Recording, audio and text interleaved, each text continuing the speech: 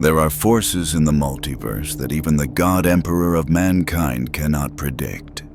Powers that exist beyond the Imperium, beyond the warp, beyond the comprehension of psychers and navigators alike. The Speed Force is one such power, a dimensional energy that flows through reality like blood through veins, connecting every moment of time, every fraction of a second into one infinite now. And when that power collides with the Imperium, when velocity meets the screaming chaos of the warp itself, the universe doesn't just break. It shatters into something new, something terrible, something fast. This is the story of how the Flash accidentally conquered the Orks. Barry Allen had faced impossible odds before. He'd outrun death, rewritten timelines, and saved his world more times than he could count. But nothing, absolutely nothing, had prepared him for what happened when he tried to seal a collapsing Speed Force rift over Central City. The dimensional tear had been spreading for hours, threatening to destabilize the entire eastern seaboard. Barry had pushed himself beyond Mach 10, weaving lightning through the fracture's edges, stitching reality back together with pure kinetic energy. He should have sensed something was wrong when the rift's interior turned from gold to sickly green. He should have stopped when he heard the screaming, not human screaming, but something older, hungrier, made of a million tortured thoughts compressed into sound. But Barry Allen was a hero, so he ran faster. The warp opened like a wound inside the Speed Force. Two fundamental forces of reality, one built on velocity and physics, the other on belief and madness, collided inside Barry's body. The Speed Force shrieked. The warp laughed. And Barry Allen was torn from his universe like a bullet through paper, dragged across dimensions that had no names, through spaces between spaces where physics died screaming and reformed as something unrecognizable. He fell through civilizations, through wars, through the birth and death of stars compressed into single heartbeats. When he finally stopped, it was because he'd hit something solid. Dirt. Real dirt. Barry's face was pressed into red soil that smelled like rust and burned ozone. His entire body crackled with residual electricity, but the lightning wasn't the yellow gold of the Speed Force anymore. Veins of sickly green pulsed through the crimson energy, writhing like living things across his suit. He pushed himself to his knees, gasping, and immediately wished he hadn't. The sky above was wrong. Two suns hung in a haze of industrial smog, their light filtering through clouds that looked more like bruises than weather. The horizon was dominated by a mountain range of scrap metal, towers built from wrecked vehicles, crashed aircraft, and what appeared to be pieces of actual spacecraft, all welded together with no regard for physics or sanity. And everywhere, covering every surface like a fungal infection, were mushrooms. Not normal mushrooms.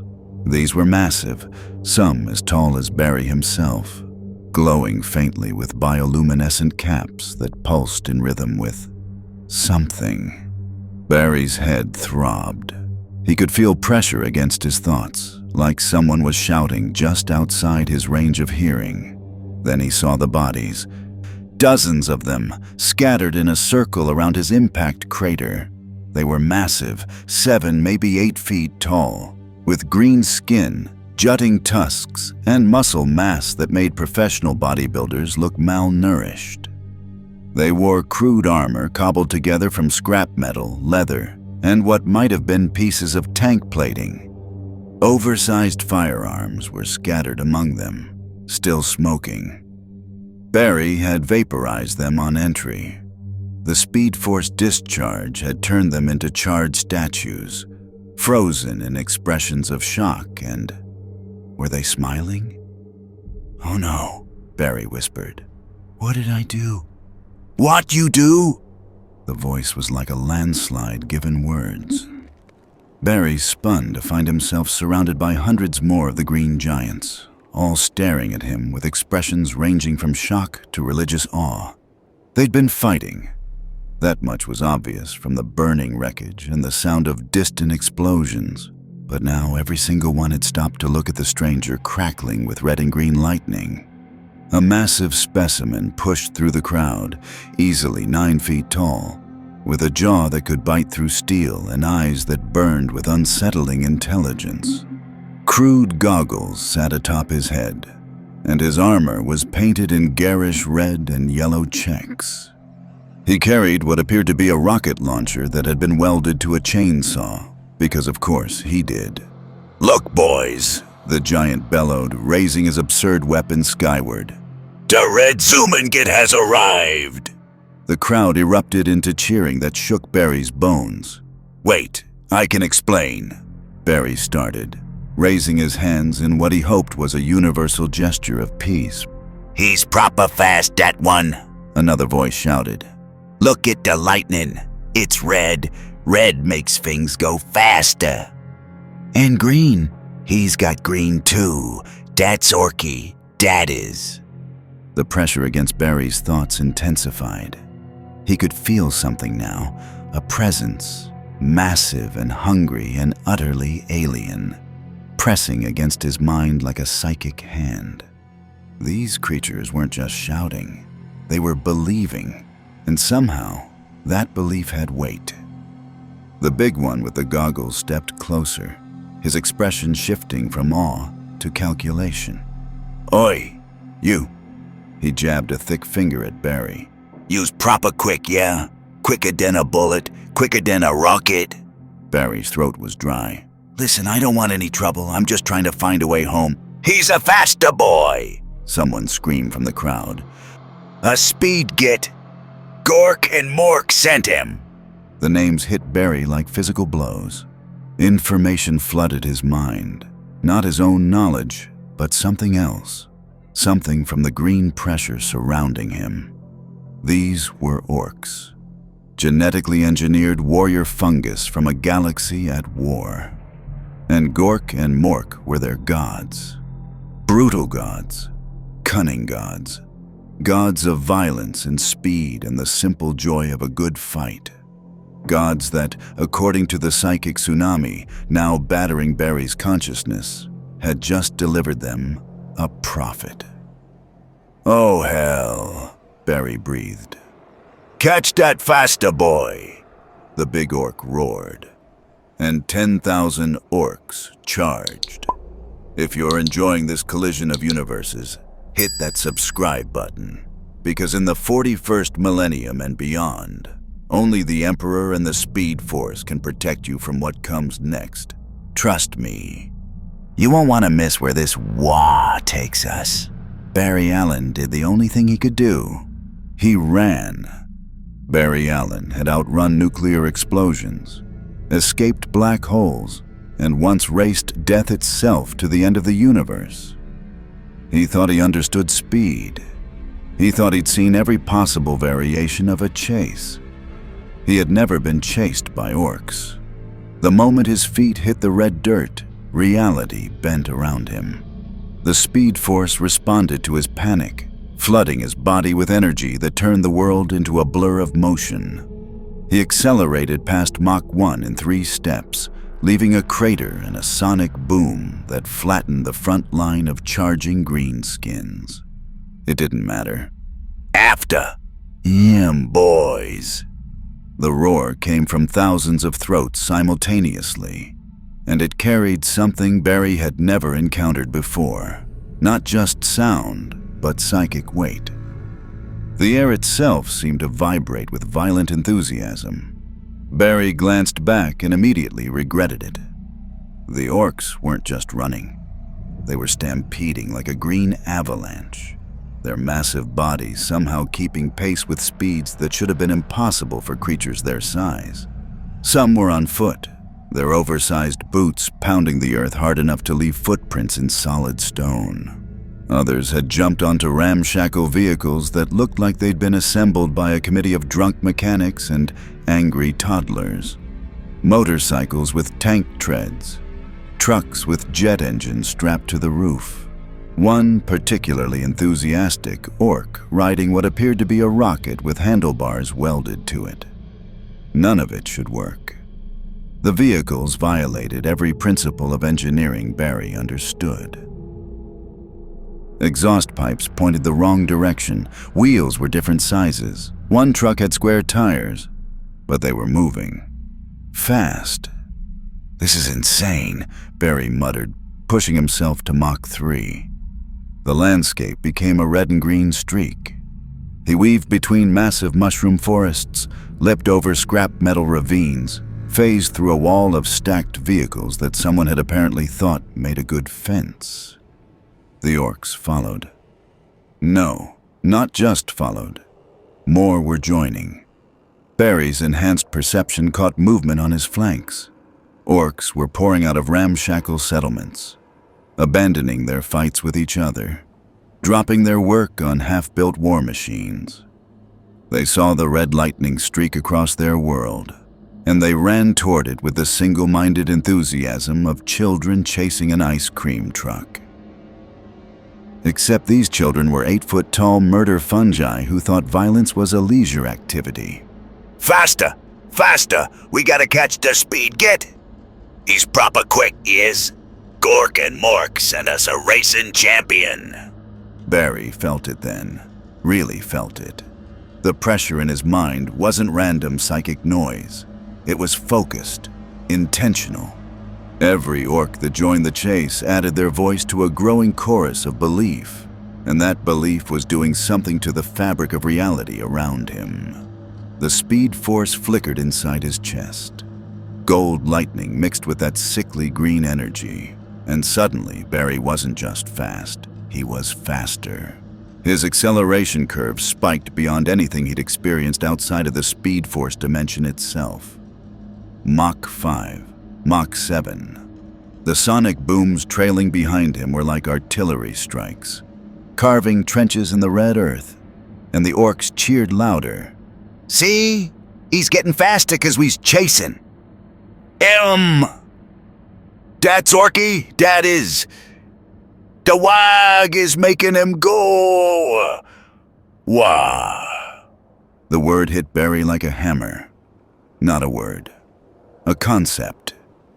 A gestalt field of psychic energy generated by orc collective consciousness. The more orcs believed something, the more real it became. If they believed red things went faster, red things went faster.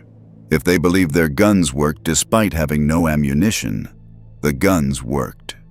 And right now, thousands of orcs believed Barry Allen was the fastest thing in the universe. So he was becoming it. No. Barry tried to slow down, but his body wouldn't respond properly. The green energy coursing through his lightning was amplifying his powers, feeding on the orc's absolute certainty that he was meant to be fast. He was caught in a feedback loop. The faster he ran, the more the orcs believed. And the more they believed, the faster the Waaagh field made him. He hit Mach 10, and the shockwave leveled a square mile of scrap metal structures. The orcs thought it was the greatest thing they'd ever seen. "The speed get is crumpin' stuff just by running. We gotta learn that trick. Oi, mech boy, start painting everything red. We's gonna be fast like him. Barry's mind raced faster than his feet. This was a disaster. He was accidentally teaching orcs that speed was a super weapon. Every second he ran, he was making the situation worse. But if he stopped, what would they do? Would they attack him, worship him, try to take his speed for themselves? The answer came in the form of a massive explosion ahead. A wall of orcs had positioned themselves directly in Barry's path, forming a living barricade 300 bodies deep. They weren't trying to stop him. They were trying to see if he could run through them. "Come on, Dan, Fasta boy. Show us what you got." Barry's hero instinct screamed at him. He couldn't just plow through living beings, even if those beings were literally asking him to. He jerked to the side, his momentum carving a trench as he changed direction at relativistic speeds. The orcs exploded into celebration. He dodged us. Dat means he's a proper sport. He could have crumped us, but he didn't. Dat's Orky honor, dat is. Oi, maybe he wants us to catch him fair and square. The chase intensified. More orcs joined from over the horizon. Hundreds, then thousands, then what had to be tens of thousands. The red desert had become a sea of green bodies, all moving in the same direction, following the crimson lightning that carved through their world like a comet. And above them all, Barry felt something shift in the warp. The pressure wasn't just coming from the orcs anymore. It was coming from beyond them, from the psychic realm they were all unconsciously connected to. Two massive presences had turned their attention toward the commotion. Ancient, brutal, laughing gods made of pure violence and cunning. Gork and Mork, the orc gods themselves, had noticed the fun. Barry Allen had survived the anti-monitor. He'd escaped the Speed Force itself. But as divine attention pressed down on him from beyond reality, as a million orcs chanted his speed into legend, he realized he might have finally found something he couldn't outrun. The belief of an entire species. The chase had been going for 6 hours. Barry Allen had circled the planet twice. He'd crossed oceans of rust-colored sand, vaulted over mountain ranges made entirely of wrecked starships, and accidentally carved his initials into a canyon wall at Mach 12. His muscles should have been screaming. His lungs should have been burning. By every law of physics and biology he understood, he should have collapsed from exhaustion 3 hours ago. Instead, he felt incredible. The green energy pulsing through his Speed Force aura had become a permanent fixture now, writhing through the red lightning like veins of toxic luminescence. Every step sent jolts of power through his body that felt simultaneously wrong and exhilarating. He wasn't just fast anymore. He was impossibly fast, breaking speed records he'd set for himself back home with casual ease. And he was terrified. Behind him, the Waaagh had grown into something that defied comprehension. What had started as thousands of orcs had metastasized into a continental migration. Entire tribes had abandoned their territories to join the chase. War bands that had been locked in generations-long conflicts had declared temporary truces just so they could participate in hunting da Fasta Git. The red desert had become a moving carpet of green bodies, vehicles, and increasingly deranged war machines. One orc had strapped himself to a cluster of rockets and was currently screaming with joy as he spiraled through the air like a very loud, very green firework. Another had built what appeared to be a motorcycle with legs. It was running badly, but it was running. A group of smaller orcs, Gretchen, his unwanted psychic knowledge supplied, had formed a chain gang, each one holding onto the one in front, creating a living whip that cracked across the desert as they tried to grab Barry's legs. The orcs weren't just chasing him anymore. They were competing with each other to see who could chase him most creatively. This is the best Waaagh ever! One particularly large orc bellowed from atop a tank that had somehow been modified to move on roller skates. We ain't even crumping nobody and it's still proper fun. Oi, maybe the Fasta Git is testing us, seeing if we's worthy. Barry's enhanced mind processed the implications even as his body automatically dodged a grappling hook fired from a pursuing vehicle. The orcs weren't treating this as a hunt anymore. They were treating it as a pilgrimage, a test, a holy race sent by their gods to prove which orcs were truly the fastest and most determined. He'd accidentally created a religious movement based on cardio. Worse, the Waaagh field was adapting to him. Barry could feel it now, a massive psychic presence pressing against reality itself, warping the laws of physics to match orc expectations. The field had identified him as fast and was now trying to categorize him, to fit him into the Ork worldview in a way that made sense to their collective unconscious. The problem was that Ork logic was barely logic at all. Red things go faster because red is the color of speed. Guns work because Orks believe guns should work. Vehicles hold together through sheer conviction that they won't fall apart. And now, the Waaagh field had decided that Barry Allen, wreathed in red lightning, impossibly fast, leading the greatest chase in Ork history, must be Orky. He could feel the field trying to pull him in, trying to make him part of the Gestalt consciousness. Every second he spent on this world, every Ork that joined the chase, strengthened the connection between him and the Waaagh. The Speed Force was fighting it, maintaining his identity and independence. But it was a battle being fought at the level of fundamental reality, and the Speed Force was starting to lose. Green lightning arced between Barry and the nearest Orks, not attacking them, connecting to them. He felt their emotions bleeding into his consciousness, pure joy, simple enthusiasm, the uncomplicated happiness of a really good chase. There was no malice, no strategy, just the absolute conviction that running after the fast red git was the best thing they'd ever done. Despite everything, despite the danger and the insanity, Barry almost smiled. There was something refreshing about organisms that experienced joy without complication. No trauma, no existential dread, just the simple pleasure of doing what they loved. Then he ran past a massive crater and saw what was building at its center, and the smile died. Hundreds of Orks had stopped chasing him. Instead, they were working with frantic energy to construct something from scrap metal, salvaged engines, and what appeared to be parts of a crashed spacecraft. Mech boys, Ork engineers, his stolen knowledge informed him, were welding and hammering and occasionally hitting each other when they disagreed about design specifications. They were building a shrine to speed.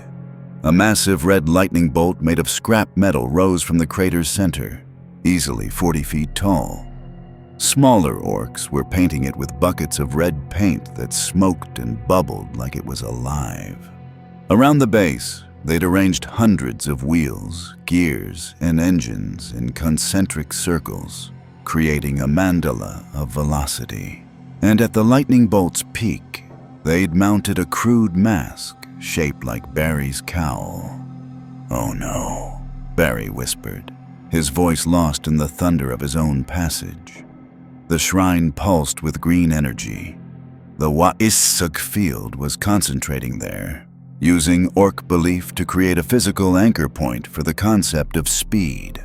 If Barry understood the psychic mechanics correctly, and he desperately hoped he didn't, the Orks were essentially building a battery for the energy connecting him to their collective consciousness.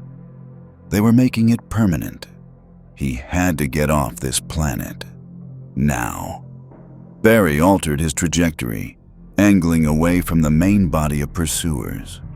If he could find somewhere isolated, somewhere he could concentrate, maybe he could open a Speed Force portal back home. The dimensional walls were thin here. He could feel the barrier between realities vibrating with each step. All he needed was a few minutes of peace to... The ground exploded in front of him, not from a weapon, from something breaking the sound barrier as it erupted from beneath the desert floor. A vehicle, no, a war machine, burst into the air in a shower of red sand and smoke. It was massive, easily the size of a battle tank, painted in violent shades of red and black with yellow flames badly stenciled along its flanks. The front was shaped like an Ork's snarling face, complete with mechanical tusks that snapped open and closed. Oversized wheels lined with spikes spun with enough force to create their own localized windstorms. And riding on top, standing on a throne made of welded exhaust pipes and screaming engines, was the biggest orc Barry had seen yet. He was easily 10 feet tall, his body a mountain of scar tissue and muscle wrapped in armor that looked like it had been stolen from 3 different armies and poorly welded together. A massive mechanical claw replaced his left hand, crackling with barely contained energy. His right hand gripped a chain that connected to 6 smaller orcs, who were apparently serving as a living engine crew, frantically shoveling what looked like mushrooms into furnaces built into the vehicle's sides. Goggles covered his eyes.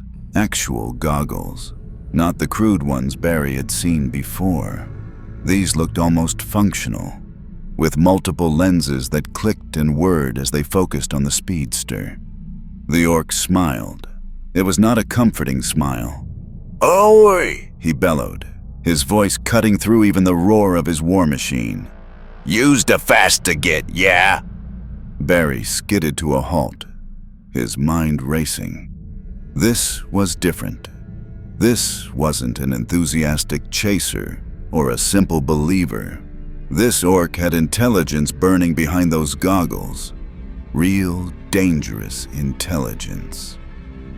"I'm War Boss Grimskull's Speed Guts," the orc announced, spreading his arms wide. "And I's the Fasta War Boss on this entire world." He leveled his mechanical claw at Barry, and green lightning, pure Waaagh energy, crackled between the fingers. "Time to see if you's proper fast, or just proper dead." The desert had gone silent. Behind Barry, 1,000,000 orcs stopped their pursuit. Engines cut off mid-roar. War cries faded to whispers. Even the wind seemed to hold its breath as War Boss Grimskull's Speed Guts descended from his war machine, his massive boots hitting the red sand with the weight of a challenge that transcended language. Barry's enhanced perception cataloged everything in microseconds. The War Boss wasn't just big. He was engineered for violence with the kind of brutal efficiency that spoke to generations of warfare. Hydraulic pistons in his legs, subdermal armor plating visible through scars.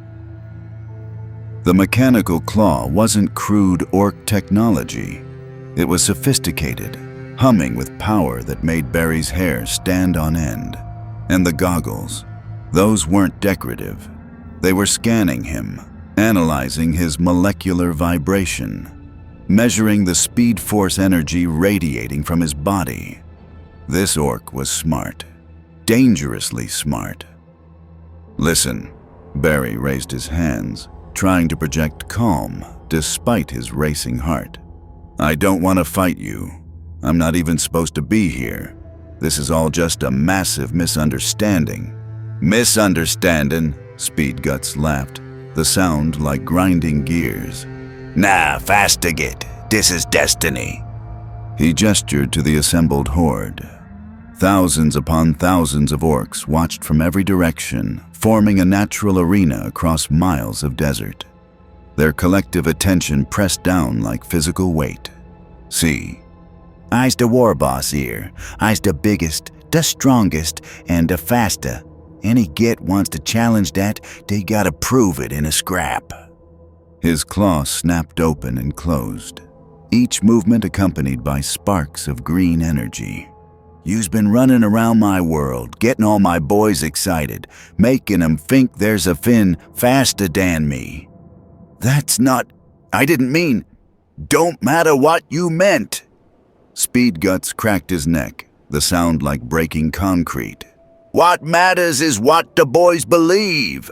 And right now, they believe you might be faster than me. So we's gonna settle this the orc way." He slammed his claw into the ground. Green lightning exploded outward, carving a massive circle into the desert floor, easily 1/2 mile in diameter. The Waaagh field concentrated within the boundary, creating a psychic arena that made Barry's teeth ache. "Ritual combat," Speed Guts announced to the crowd. "Me versus the Red Git. First one to get knocked out of the circle loses. Winner gets to be the Fasta Boss. The assembled orcs erupted into deafening cheers. They understood this. Violence as resolution was the foundational principle of orc society. Every dispute, every question of hierarchy, every philosophical disagreement was ultimately settled by finding out who could hit harder. Barry's mind raced through his options. He could try to run, but Speed Guts' war machine looked specifically designed to counter speed. Those engines weren't just for show. He could try to explain again, but orc culture clearly didn't value verbal negotiation when physical negotiation was available. He could try to lose on purpose, but something told him that showing weakness in front of a million orcs who'd already started worshipping him would have catastrophic consequences, which left only one option: win without killing. "Fine," Barry said, settling into a runner's stance. "But when I win, everyone leaves me alone so I can find a way home. Deal?" Speed Guts grinned wider, showing tusks that had been capped with metal. "If you win, Fasta get, you's gonna be too busy being the new war boss to go anywhere." Before Barry could process that terrifying statement, Speed Guts charged.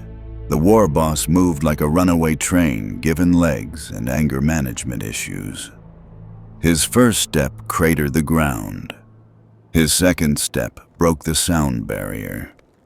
By his third, he was moving at speeds that should have torn a body his size apart. Mechanical enhancements and Waaagh field working in concert to make the impossible real. Barry dodged left. Speed Guts' claw carved through the space he'd occupied, trailing green lightning that scorched the air itself. The orcs screamed approval.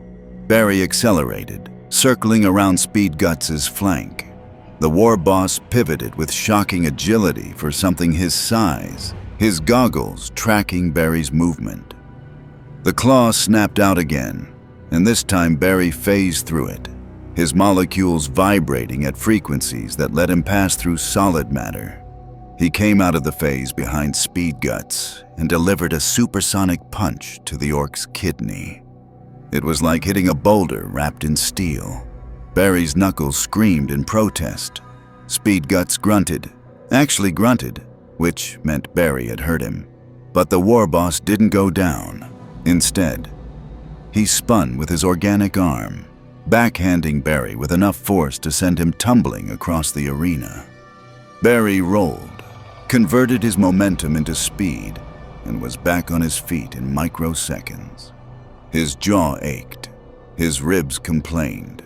Speed Guts had just casually hit him harder than most metahumans could manage with their best shots. "You hit good, Fasta get," Speed Guts bellowed, genuine appreciation in his voice. "But you hit like a humie, small, precise." He slammed his chest with his good hand. "Orcs hit like the ground itself is angry."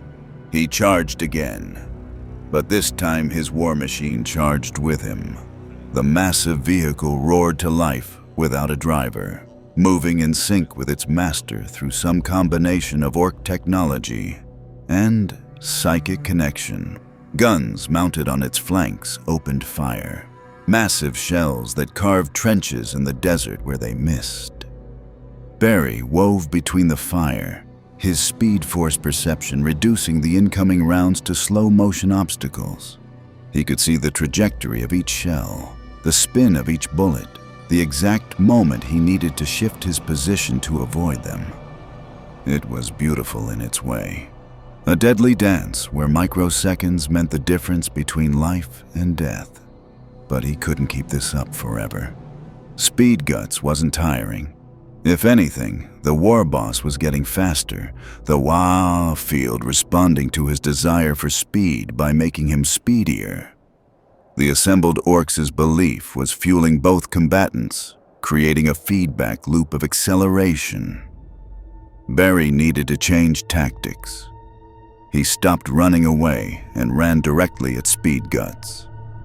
The war boss's eyes widened behind his goggles, the first sign of genuine surprise Barry had seen from him. The claw came up defensively, but Barry was already moving too fast. He ran up the orc's arm like it was a ramp, using the mechanical limb as a springboard to launch himself into the air. At the apex of his jump, Barry began to spin. Faster, faster, faster. The Speed Force responded to his intent, turning his body into a living drill of red and green lightning. He became a tornado, a localized cyclone of kinetic energy that pulled in air, sand, and ambient Waaagh energy. The vortex grew around him, expanding until it dominated the entire arena. Orcs at the circle's edge grabbed onto whatever they could find to avoid being pulled in. Speed Guts' war machine was ripped from the ground and flung skyward, tumbling end over end before crashing into a distant dune. And Speed Guts himself, despite his massive weight and mechanical enhancements, felt his feet leave the ground. Zoggenel! The war boss shouted, and it sounded almost like approval. Barry released the tornado, converting rotational energy into directional force. He slammed both feet into Speed Guts' chest, adding the full weight of his supersonic kick to the vortex's momentum. The war boss flew backward like a green meteor, crashed through his own war machine, and carved a trench through the desert for 300 yards before finally slamming into a convenient mountain. The mountain lost. Silence descended on the arena. Barry stood in the center of the circle, chest heaving, lightning crackling around his body in patterns that were now more green than red. Every eye in the orc horde was locked on him. Then, from the rubble of the collapsed mountain, came laughter. Speed Guts climbed out of the debris, his armor cracked, his claws sparking, one tusk broken clean off. He was bleeding from a dozen wounds, green ichor staining his battered frame. He was grinning like a child on Christmas morning. Diete, he wheezed. was proper good. Speed Guts limped back to the circle's edge, leaving a trail of green blood and sparking machinery. Barry tensed, ready for round 2, but the war boss didn't cross the boundary. Instead, he raised his organic hand, the one that wasn't a crackling mechanical claw, and pointed directly at Barry with something that looked disturbingly like respect. "You win, Fasta Git." The words echoed across the silent desert. Barry exhaled, relief flooding through him. "Great. That's great. So we're done here? Everyone goes home, I find a way back to my dimension, and we Now use the war boss." The relief died in Barry's throat. "What? You heard me." Speed Guts' grin somehow widened despite his broken tusk. "I was the Fasta war boss. You beat me in ritual combat. That makes you the new Fasta war boss. That's how it works." No, that's not. I don't want to be a war boss. "Don't matter what you want." Speed Guts gestured to the assembled millions. "Matters what the boys believe. And they just watched you punch me through a mountain." As if on cue, the orc horde erupted. "The Red Git is our new boss. He's the Fasta one. All Elder Speed were boss." The pressure in Barry's mind, which had been building for hours, suddenly crystallized into something solid. The Waaagh field didn't just connect him to the orcs anymore. It was actively trying to integrate him into their command structure. He could feel their collective consciousness reaching out, offering him power, authority, and the psychic weight of leadership over millions of warriors. It felt like drowning in green lightning. "Listen to me," Barry shouted, his voice somehow cutting through the chaos. "I'm not a warlord. I don't lead armies. I save people. I don't command them to fight." "Course you save people," a nearby orc called out cheerfully. "You save 'em by crumpin'. The Hoover gets first. That's what bosses do." "You's gonna be a proper good boss," another added. Use fast, use strong, and you didn't even kill Speed Guts when you coulda. Dat's Orky honor, dat is. Barry's head spun. This was a nightmare. He defeated the war boss specifically to avoid more violence, and now his victory had somehow made things exponentially worse. The orcs weren't going to leave him alone. They were going to follow him. Forever. Speed Guts clambered fully out of the rubble and approached the circle's edge again. Up close, Barry could see the war boss was genuinely injured. Not just surface damage, but deep structural trauma that would have killed a normal being. Yet the orc moved with the casual ease of someone who'd simply had a vigorous workout. Don't suppose you'd consider just not telling anyone I won? Barry tried desperately. W-O-T? Speed Guts looked genuinely confused. But you won good and proper. Everyone saw it. It'd be unorky not to honor the victory. I don't want your honor. I want to go home. Well, that's a problem, innit? The former war boss scratched his head with his good hand. 'Cause now you's in charge, and the boys ain't gonna let you leave. They been waiting decades for a boss this exciting. Barry looked out at the sea of green faces, all staring at him with expressions ranging from religious awe to simple enthusiasm. Some were already painting themselves red. Others were modifying their vehicles with lightning bolt decorations. A group of mech boys in the distance had apparently started welding together what looked like a throne made entirely of engines and racing stripes. This couldn't be happening. What if I just ran? Barry asked quietly. Right now, just ran until I found a way off this planet. Speed Guts' expression turned serious. Then the boys would chase you across the whole galaxy. And what's more, they'd be disappointed. Nothing worse than a disappointed Waaagh. Fasta get. They get all angsty and start crumping each over just to feel something. The implication was clear. If Barry ran, he'd be responsible for the internecine violence that followed.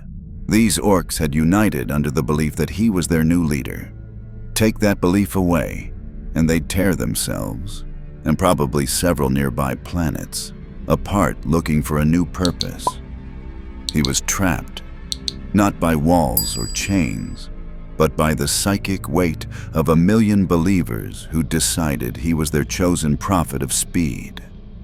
There has to be another way, Barry muttered. Aye, boss!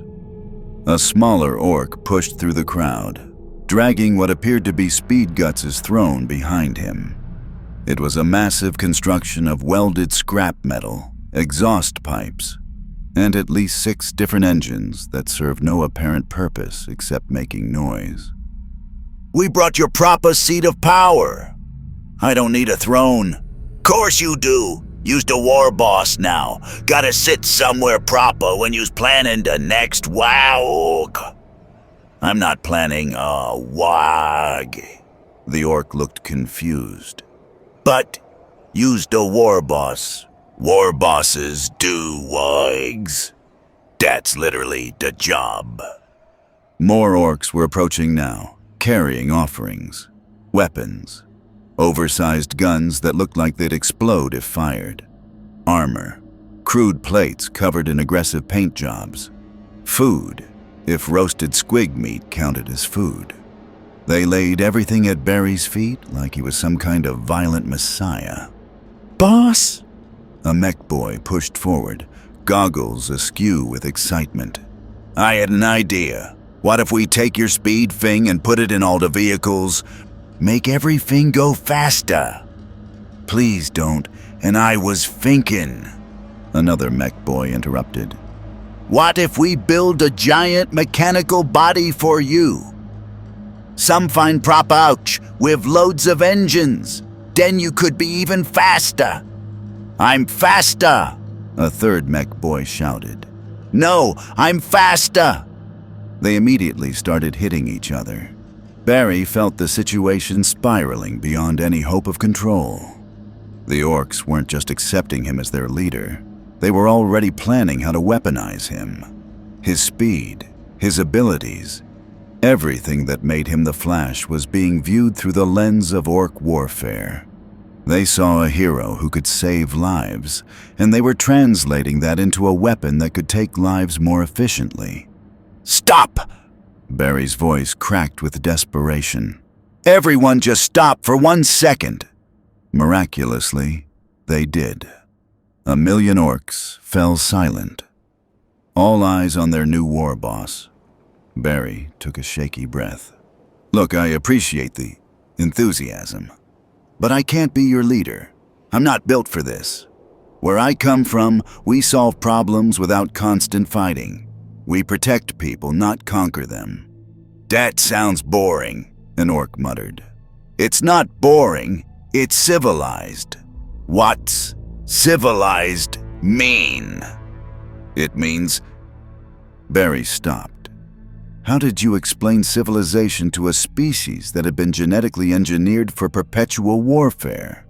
It means you can solve problems by talking, by cooperation, by... Cooperation! A knob pushed forward, his eyes lighting up. You mean like when we all work together to crump something really big? Not exactly. I get it, boss. The knob turned to the crowd. He's saying we should cooperate more, work as a proper team, get even better at crumping things too. The crowd roared approval. Barry's heart sank as he watched his words being twisted through the orc worldview. They heard cooperation and thought coordinated violence. They heard protection and thought preemptive strikes. Every concept he introduced was being filtered through centuries of genetic programming that reduced all solutions to variations of hitting things. Speedguts limped over, his expression almost sympathetic. You's learning fast to get. You can't change what orcs is. We's built for fighting. It's in our blood, our bones, our fungus bits. The best you can do is point us at something that deserves crumping. He gestured at the assembled horde. See? Before you showed up, we was just fighting each other. Now they got purpose, direction. You gave them that. Even if you didn't mean to. Barry looked at the sea of green faces, all waiting for his command. Waiting for him to lead them into whatever grand adventure they assumed was coming. The Waaagh field pulsed around him, binding him to their collective will, with chains made of pure belief. And somewhere in the back of his mind, Barry felt the Speed Force and the Waaagh energy continuing their struggle. Two fundamental forces of reality locked in a battle for his soul. "What have I done?" he whispered. 3 days had passed since Barry's involuntary coronation. 3 days of living in what the orcs called a command settlement. But what Barry would more accurately describe as organized chaos made manifest. The camp sprawled across 10 square miles of red desert, a constantly growing tumor of scrap metal, exhaust fumes, and enthusiastic violence. Orcs poured in from every corner of the planet, abandoning their tribal territories to join what they were calling the Speedwaaagh. The name had stuck despite Barry's protests. He sat on the throne. He'd given up refusing it after the orcs built 12 more as backups, watching mech boys work on what they cheerfully described as improvements. The results were horrifying. Everything was being painted red. Not just vehicles, everything. Buildings, weapons, armor, pets, food, other orcs who weren't paying attention.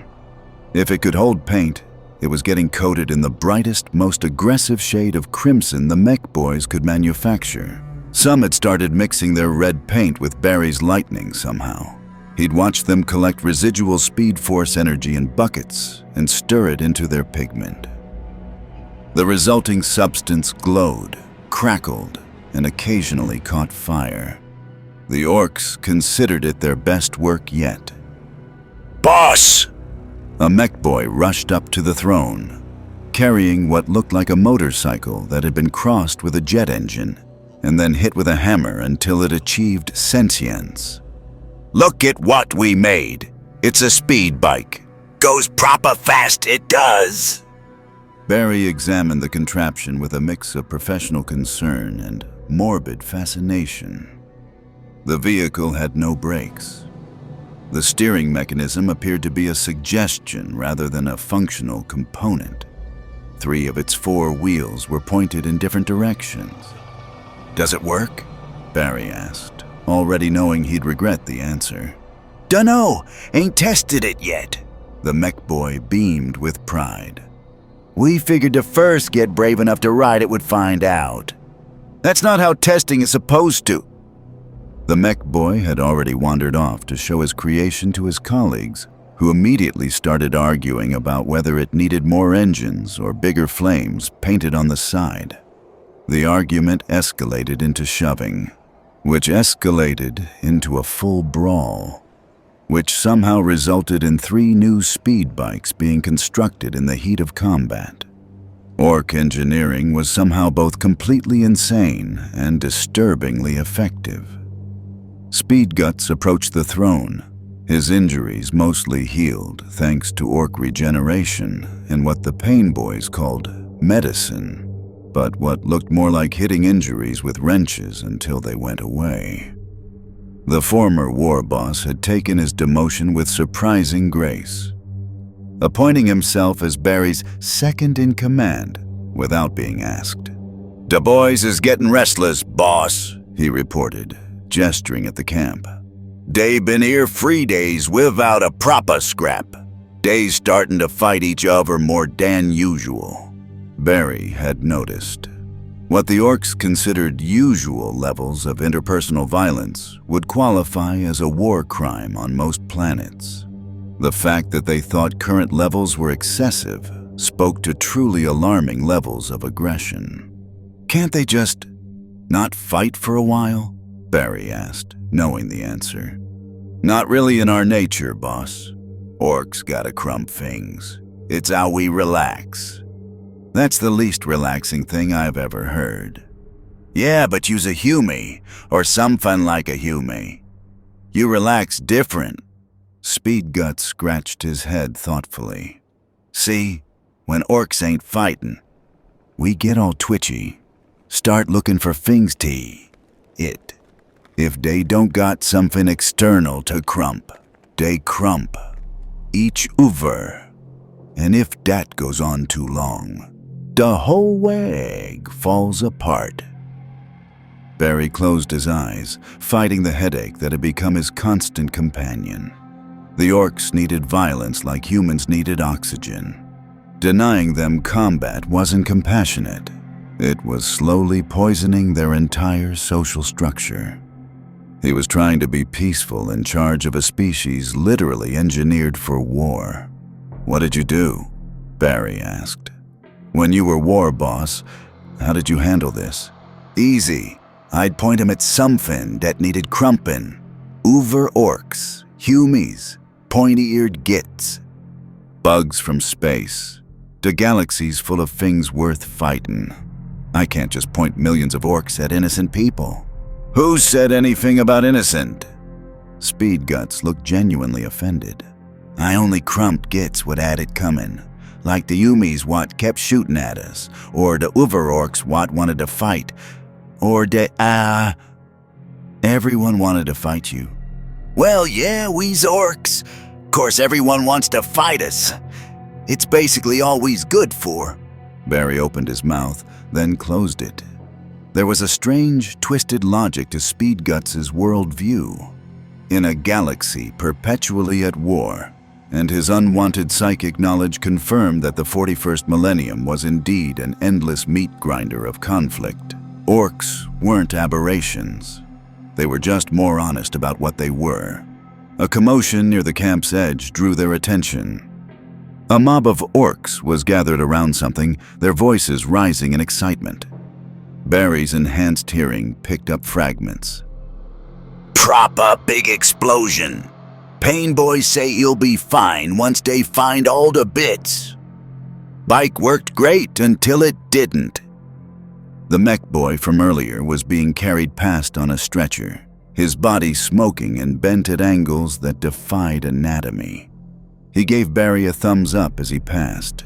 See, Speed Guts said. Dey's happy. Even the one what nearly died. He got to test his invention. That's all an orc really wants, a chance to do something exciting. Barry watched the procession, seeing dozens of other orcs already fighting over who got to ride the death trap next. They weren't deterred by their colleagues' catastrophic failure. If anything, they were more interested. I don't understand your species, Barry admitted. You ain't supposed to, boss. You's builded different. Speed Guts tapped his head. But that might be good. Dey boys never had a boss what fought different before. Might learn something new. Before Barry could respond, a massive explosion rocked the eastern edge of the camp. Orcs scattered, laughing and cheering. Through the smoke, Barry saw what looked like a mobile fortress on tank treads. Except it was moving at approximately Mach 2 and leaving a trail of fire behind it. Oh, aye! A voice crackled over a jury-rigged Vox system. We made a fast fortress. It works.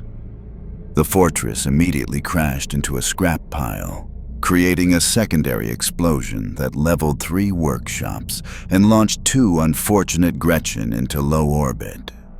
The assembled orcs cheered louder. Your civilization is insane, Barry said flatly. Thanks, boss, Speed Guts beamed, taking it as a compliment. A new group approached the throne. Older orcs, covered in scars and wearing armor that actually looked functional. Knobs, Barry's stolen knowledge supplied, the closest thing orcs had to an officer class. They carried crude maps and what appeared to be tactical data scratched onto metal plates. Boss, the lead knob rumbled. We got reports from the scouters. Dey's found something interesting. Barry's stomach sank. What kind of interesting? The good kind. Dey found a Yumi fortress about 300 miles north. Big walls, lots of guns, looks proper tough. No, absolutely not. We are not attacking a human settlement. The knobs exchanged confused glances. But boss, the Umis shot at our scouters first. Maybe because your scouts look like a threat. Well, yeah, but that's no reason to be rude about it. The Umis called us Xeno scum and everything. Very hurtful. Barry rubbed his temples. You can't take offense at being called names and use it as an excuse to invade. Why not? The knob looked genuinely baffled. Dey was mean. We's gonna be mean back. That's only fair. That's not how Barry stopped. Arguing morality with orcs was like arguing hydrodynamics with a tsunami. Just tell the scouts to stay away from the fortress. No attacks, no provocations. But boss, that's an order. The knobs shuffled uncomfortably. Orders were something they understood, even if they didn't like them. They nodded and retreated, muttering among themselves about their weird new boss who didn't like crumping things. Speed Guts watched them go, then turned to Barry with an expression that might have been concern. You know that ain't gonna last, right, boss? What do you mean? I mean the Yumis. Dey seen an orc army building on Deer doorstep. Dey ain't gonna just wait around. Dey's gonna attack us or call for reinforcements, or do something that makes a fight happen whether you want it or not. Barry's enhanced mind processed the strategic reality. Speed Guts was right. The Imperium of man, fanatically xenophobic, perpetually paranoid, and equipped with weapons that made nuclear bombs look quaint, would absolutely not tolerate an Ork Waaagh on their doorstep. They'd strike first, strike hard, and likely call for orbital bombardment just to be sure. "How long?" Barry asked quietly. Couple days, maybe. If we's lucky, a week. Barry looked out at his accidental army. Millions of orcs, all believing he was their prophet of speed, all waiting for him to lead them to glorious battle. And coming toward them, an Imperial force that would show no mercy, no hesitation, and no understanding. He was going to have to choose. Let the orcs fight and become complicit in war, or try to stop them and watch both sides slaughter each other. The Speed Force pulsed in his chest, still fighting against the Waaagh field, still trying to maintain his identity against the green tide of belief. Barry Allen had saved the multiverse, but he had no idea how to save this. The attack came on the 5th day. Barry was in the middle of his 14th attempt to explain diplomacy to a group of knobs when the alarm horn sounded.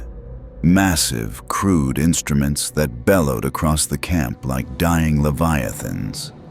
The orcs' reaction was immediate and unsettling. They smiled. "Finally!" Speed Guts roared, scrambling for his weapons with the enthusiasm of a child on Christmas morning. I was getting bored. Barry's enhanced perception caught the incoming threat before the orcs' crude sensors did. Artillery shells, dozens of them, arcing through the red sky in ballistic trajectories calculated with frightening precision. Imperial Guard ordnance, high explosive, armor-piercing, and something else that made his Speed Force sense scream warnings. He moved without thinking. The world slowed to a crawl as Barry accelerated, red and green lightning erupting around him in a corona of impossible energy. The shells hung in the air like suspended ornaments, rotating slowly enough that he could read the Imperial Aquila emblem stamped into their casings. He ran up the side of a scrap metal tower, using it as a springboard to launch himself into the sky. 12 shells, 12 different trajectories, all aimed at the densest concentrations of orcs. Barry intercepted the first at the apex of its arc, vibrating his hand at frequencies that let him phase through the shell casing and directly disrupt the detonator. The explosive became inert, falling harmlessly. He repeated the process 11 more times in the span of 3 seconds, leaving a trail of diffused ordnance plummeting into empty desert. When he landed, the entire orc army was staring at him. "The boss just caught the shells," an orc whispered in reverence. With his bare end, and he didn't even look tired. The Waaagh field surged, responding to their renewed awe. Barry felt the green energy flooding through him, amplifying his connection to the Speed Force in ways that made his skin crawl. He was becoming something other than human with every passing moment, something faster, stranger, more orky. "Listen to me," Barry shouted over the growing din. "Those were warning shots. The Imperials are trying to scare us away before committing to a full assault. We can still avoid this fight if we just..." The horizon exploded into light. Not artillery this time. Something bigger. Barry's eyes widened as he recognized the signature energy discharge of laser weapons, dozens of them, firing in concert. Las cannons, he realized with horror. Anti-tank weapons. The Imperium wasn't sending warning shots anymore. They were sending an army. Through the shimmering heat distortion, Barry saw them coming. Columns of armored vehicles painted in desert camouflage, their hulls bristling with weapons. Behind them, infantry. Thousands of Imperial guardsmen in flak armor, carrying laser guns that could punch through concrete. And above, providing air support, fighter craft screaming across the sky, leaving contrails of exhaust and violence. The Imperium had mobilized an entire regiment. "Ork KZ!" Speed Guts' bellow cut through the chaos. D.A. Yumis think they can push us around. Show 'em what happens when you mess with the speed. Waaagh! The response was deafening. 1,000,000 orc throats roared as one, the sound physically pushing against Barry like a psychic shockwave. Engines roared to life. Weapons were hefted.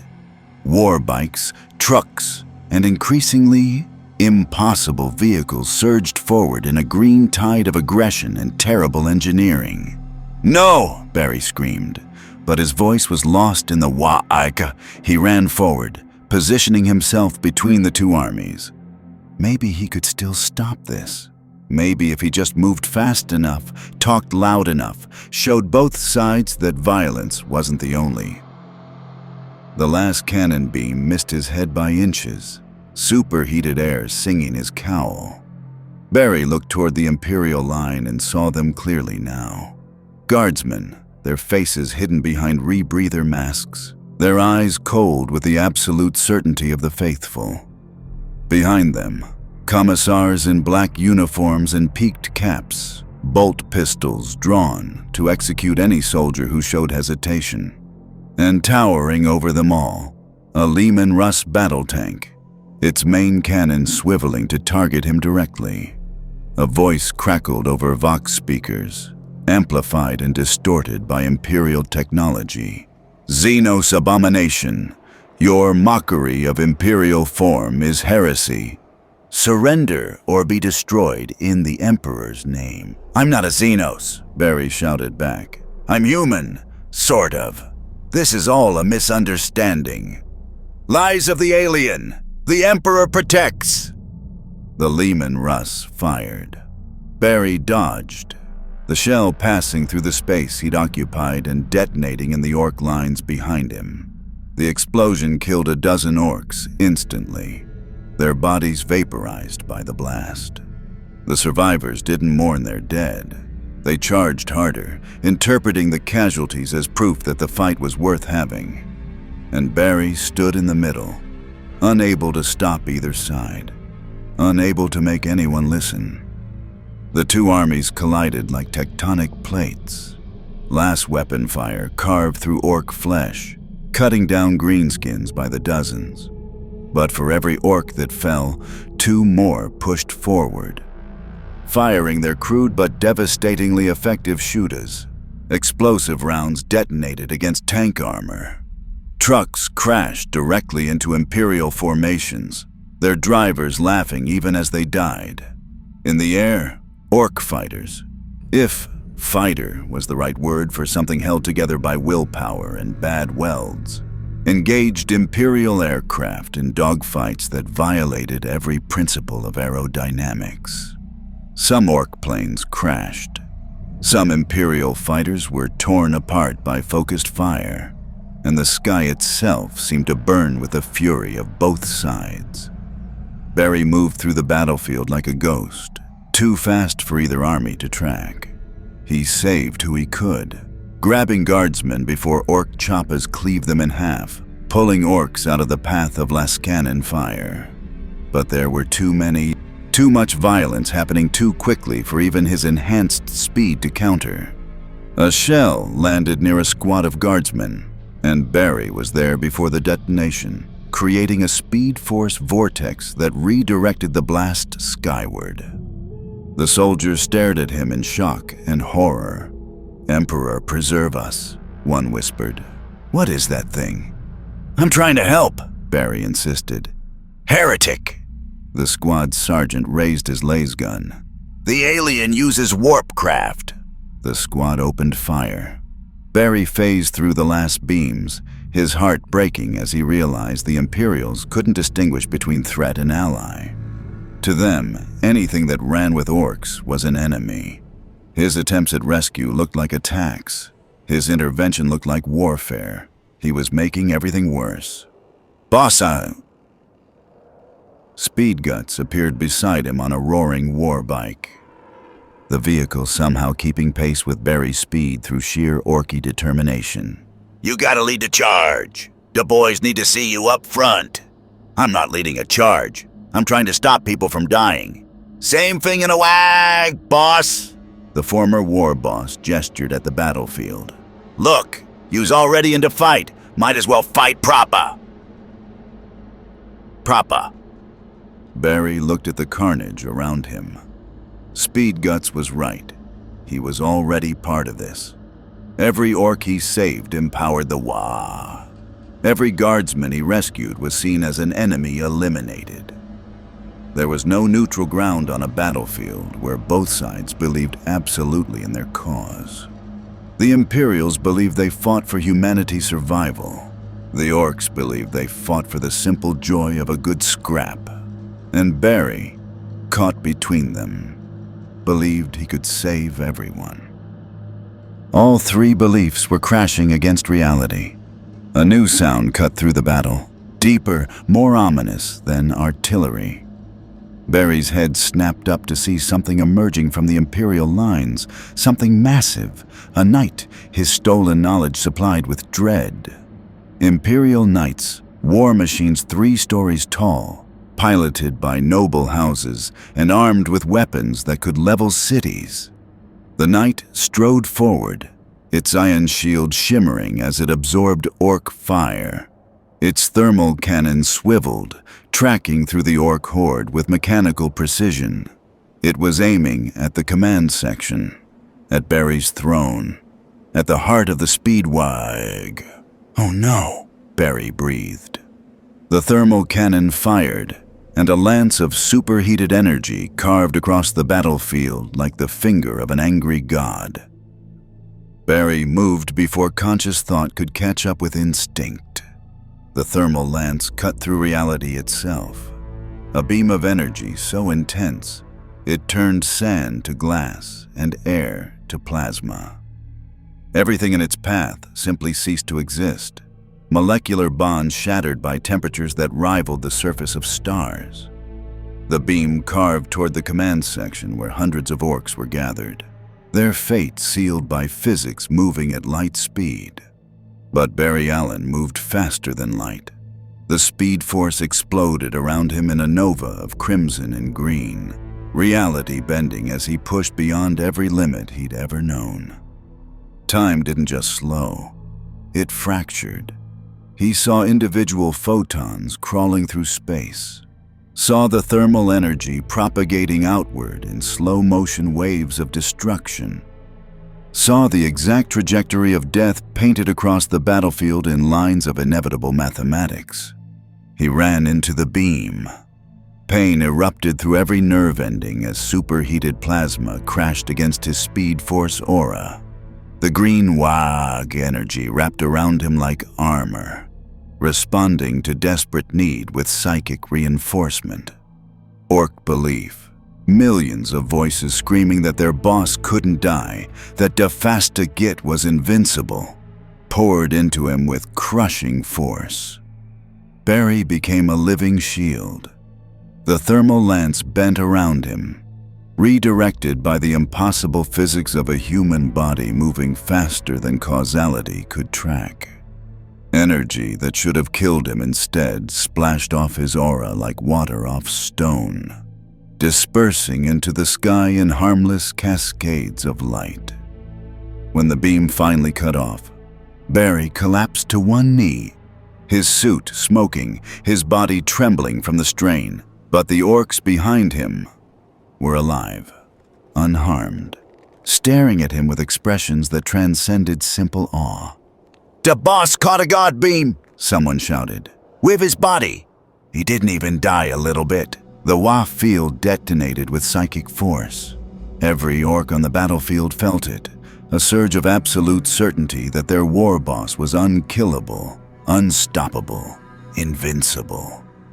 Their collective belief crashed into reality like a tsunami, and reality bent rather than break. Barry felt himself changing. The green lightning wasn't just mixing with his Speed Force anymore. It was becoming part of him. His metabolism accelerated beyond biological limits. His perception expanded to encompass not just physical space, but psychic space, feeling the weight of a million minds pressing against his consciousness. The boundary between Barry Allen and the Waaagh blurred. He was becoming a living god to the orcs, and he hated it. Stomp that abomination! The Imperial Vox crackled with fury. The night advanced, each footfall shaking the earth. Behind it, more war machines emerged from the Imperial lines. Sentinels, chimeras, even a second knight painted in different heraldry. The Imperium was committing everything. The orcs responded with characteristic enthusiasm. Get the big stumpy thing! Speed Guts roared, and a wave of orcs surged toward the night like a green ocean. They fired everything they had: rockets, bullets, some sort of energy weapon that looked like it had been built from lightning and hope.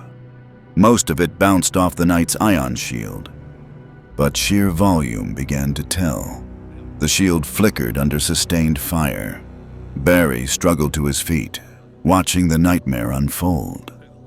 The Imperials saw an existential threat and responded with overwhelming force. The orcs saw the best fight they'd had in years and responded with overwhelming enthusiasm. And both sides were completely, utterly committed to mutual annihilation. He had to end this. Now. Barry ran at the knight, accelerating until the battlefield became a blur. He didn't attack. Instead, he ran around the war machine in precise circles, faster and faster, building a cyclone of kinetic energy. Wind howled as he displaced atmosphere at supersonic speeds, creating a localized tornado that lifted sand, debris, and unfortunate Gretchen into the air. The knight stumbled, its gyroscopic stabilizers struggling against the sudden shift in pressure. Its pilot fired wildly, thermal beams carving random destruction as the machine fought for balance. Barry shifted his trajectory, running toward the Imperial command section. If he could reach whoever was in charge, maybe he could make them understand. Maybe he could. A commissar stepped into his path. The man was tall, his black uniform immaculate despite the chaos, his peaked cap bearing the golden insignia of Imperial authority. He held a bolt pistol in one hand, a weapon designed to kill Space Marines, aimed directly at Barry's center mass. Stop! Barry skidded to a halt, hands raised. Please, you have to listen. The Emperor does not negotiate with Xenos filth. The commissar's voice was cold, absolute. Your corruption of human form is the deepest heresy. Your existence is an offense to the God Emperor himself. I'm not corrupted. I'm not even from this universe. I fell through a dimensional rift and... Heresy! The bolt pistol fired. Barry phased through the bolt round, watching it pass harmlessly through his vibrating molecules. The commissar's eyes widened, the first crack in his absolute certainty. You call that heresy? Barry's voice cracked with desperation. I'm trying to stop people from dying, both sides. How is saving lives heretical? Because you consort with Xenos, because you lead an orc horde, because your very presence corrupts the natural order. The commissar ejected the spent clip, loading a new one with practiced ease. The Emperor's mercy is reserved for the faithful. You abandoned that right when you stood with aliens. Understanding crashed over Barry like ice water. It didn't matter what he said. It didn't matter what his intentions were. The Imperium operated on absolute faith in absolute doctrines. Xenos were evil.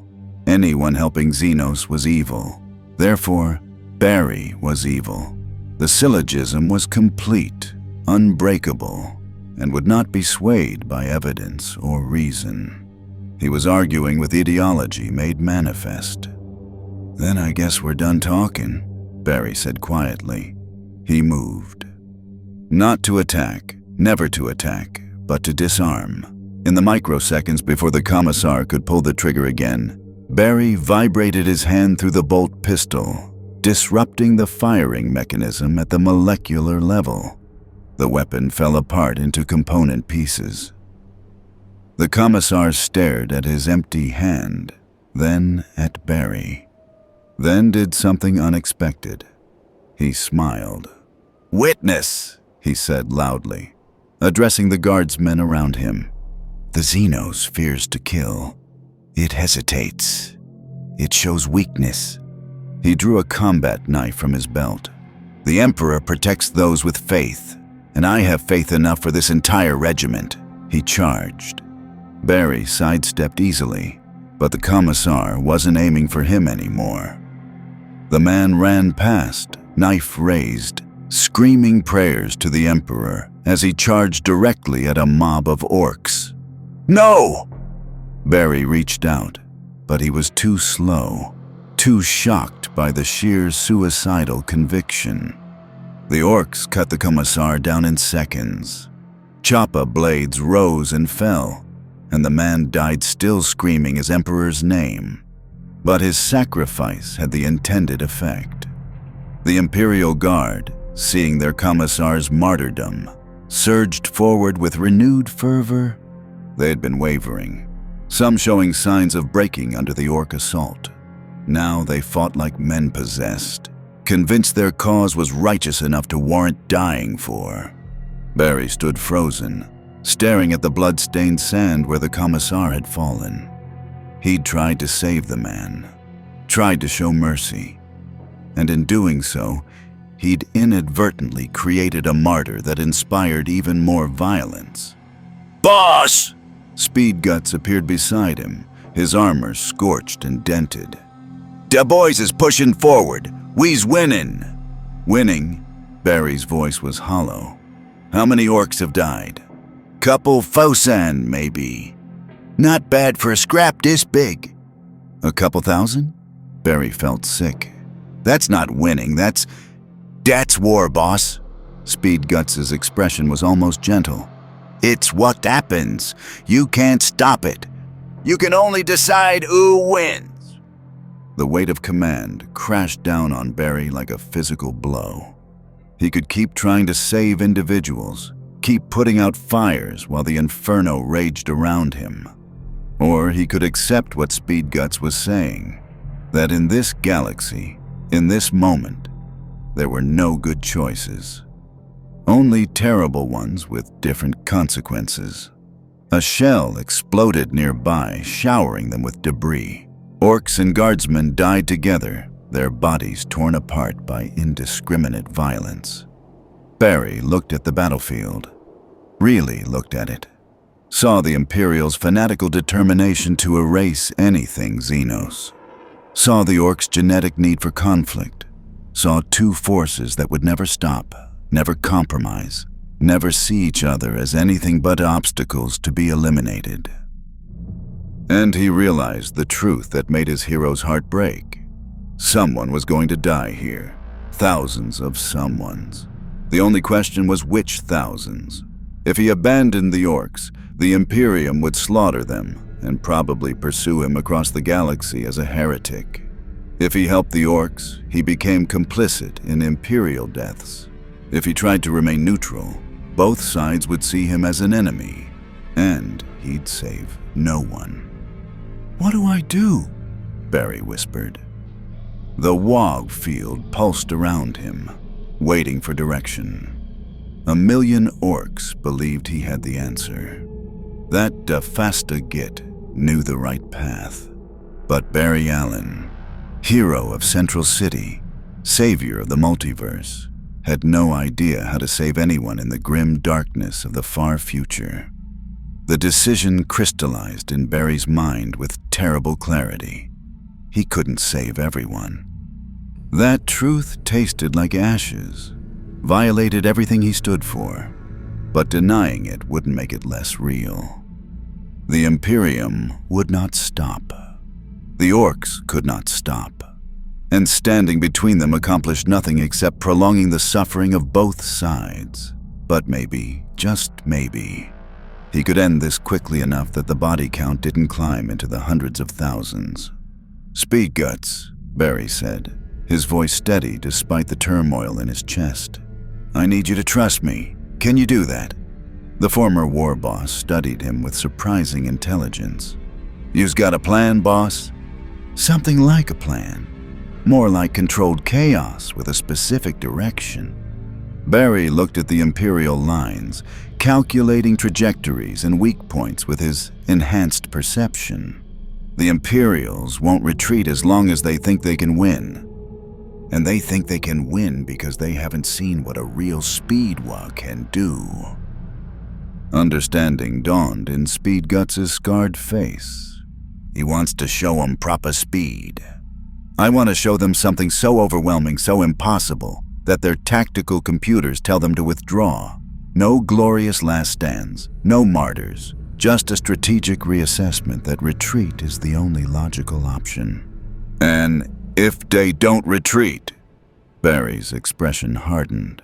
"Then I'll dismantle their war machines piece by piece until they have nothing left to fight with." Speed Guts grinned, a genuine expression of approval rather than his usual battle joy. "Now you's thinking like a war boss. What do you need?" "Every speed-capable vehicle you've got. Every orc who can move faster than a truck.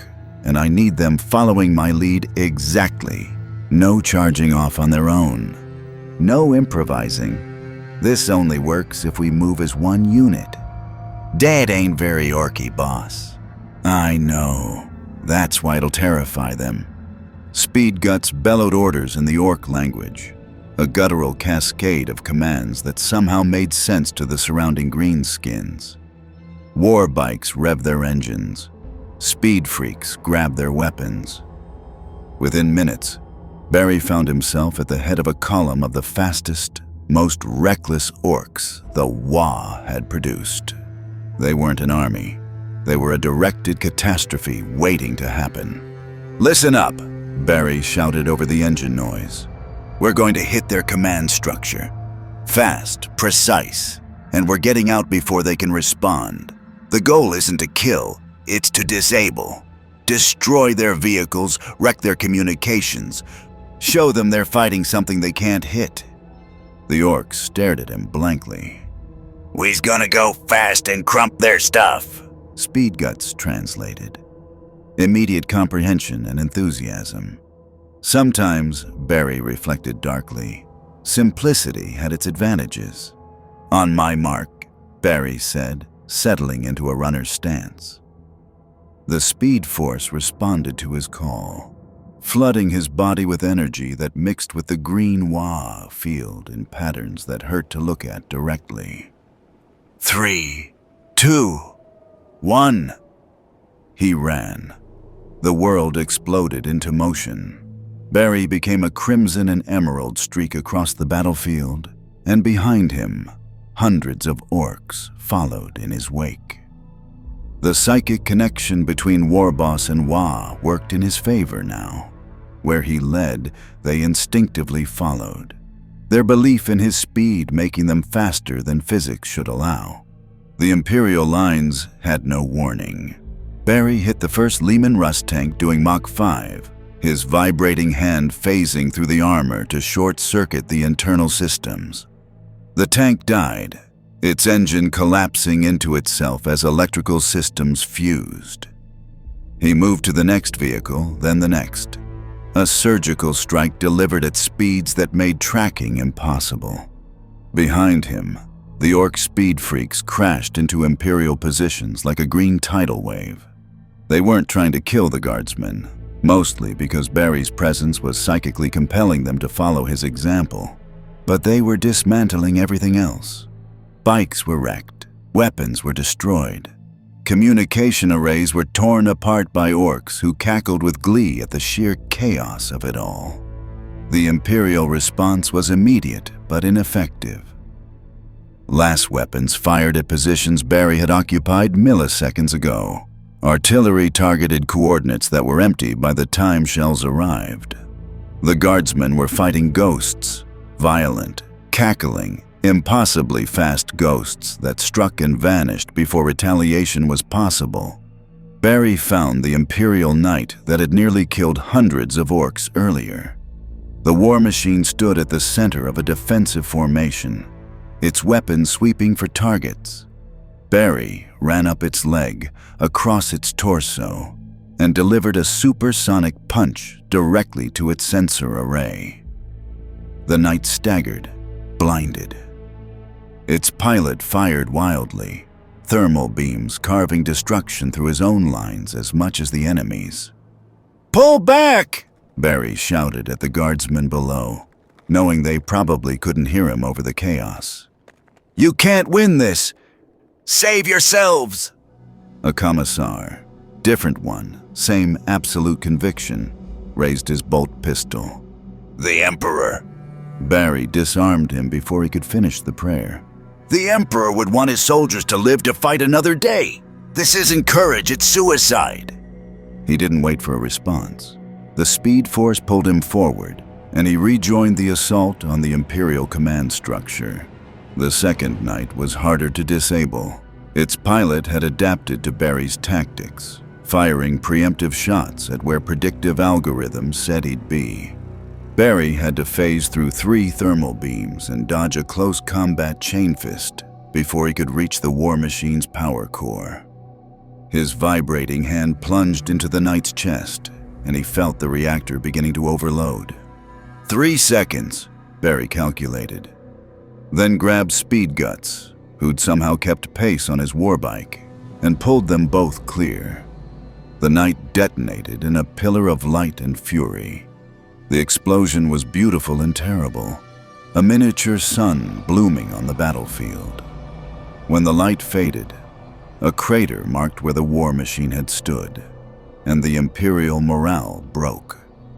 Not all at once, not dramatically, but Barry's enhanced perception caught the moment when certainty shifted to doubt, when guardsmen stopped advancing and started looking for their officers, when those officers realized they weren't fighting a conventional Ork horde. They were fighting something that ignored every tactical doctrine the Imperium had developed over 10,000 years of warfare. A Vox transmission cut through the chaos, amplified and desperate. All units. Strategic withdrawal to secondary positions. Authorization Sigma 77. The Imperials were retreating. Barry wanted to feel relief. Instead, he felt the Orcs' reaction through the Waaagh field. Disappointment that the fight was ending, excitement that they'd won, eagerness to pursue, and finished a job proper. No pursuit, Barry commanded, his voice carrying psychic weight through the Gestalt consciousness. Let them go. But boss.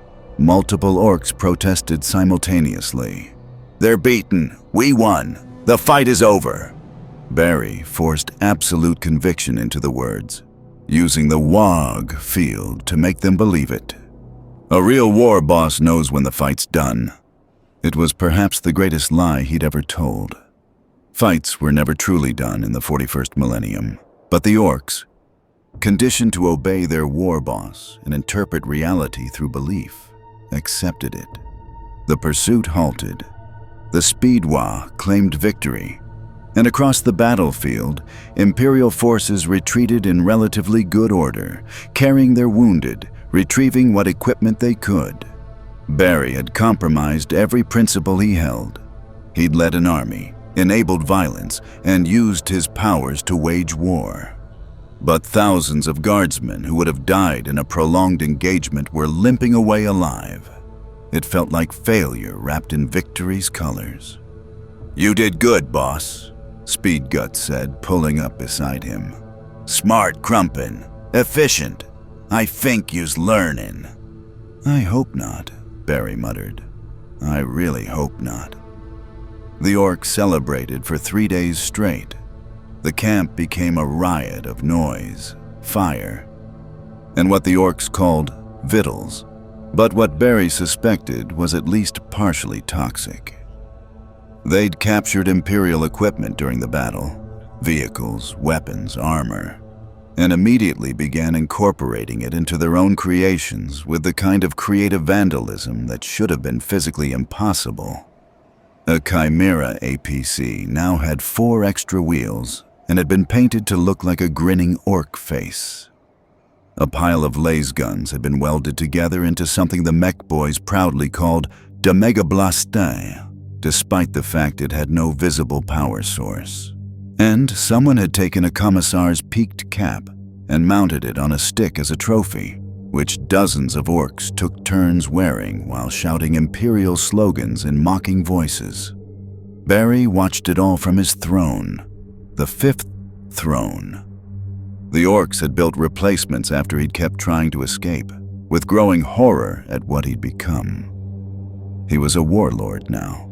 Not through choice, not through ambition, but through the simple fact that he'd fought and won. The orcs saw him as their prophet of speed.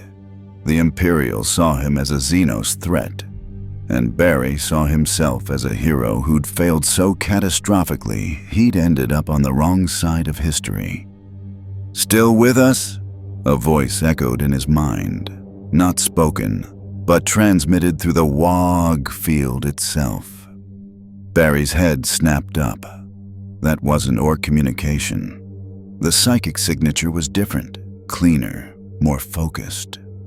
Standing at the edge of the camp, barely visible in the heat shimmer, was a figure that shouldn't exist. Tall, slender, wrapped in robes that seemed to be made of starlight and contempt. Pointed ears. Ancient eyes that held millennia of knowledge and disdain. An Eldar. Barry moved before thinking, crossing the distance in a microsecond blur. Up close, the alien was even more striking. Androgynous features that were simultaneously beautiful and unsettling, like looking at evolution that had taken a completely different path than humanity. "What are you?" Barry demanded, keeping his voice low to avoid alerting the orcs. "Farseer Kelethis of Craft World Ulthway," the Eldar replied in Gothic, the Imperium's common language, with an accent that made every word sound like a judgment. "And you, monkey, are an aberration that threatens to destabilize this entire sector."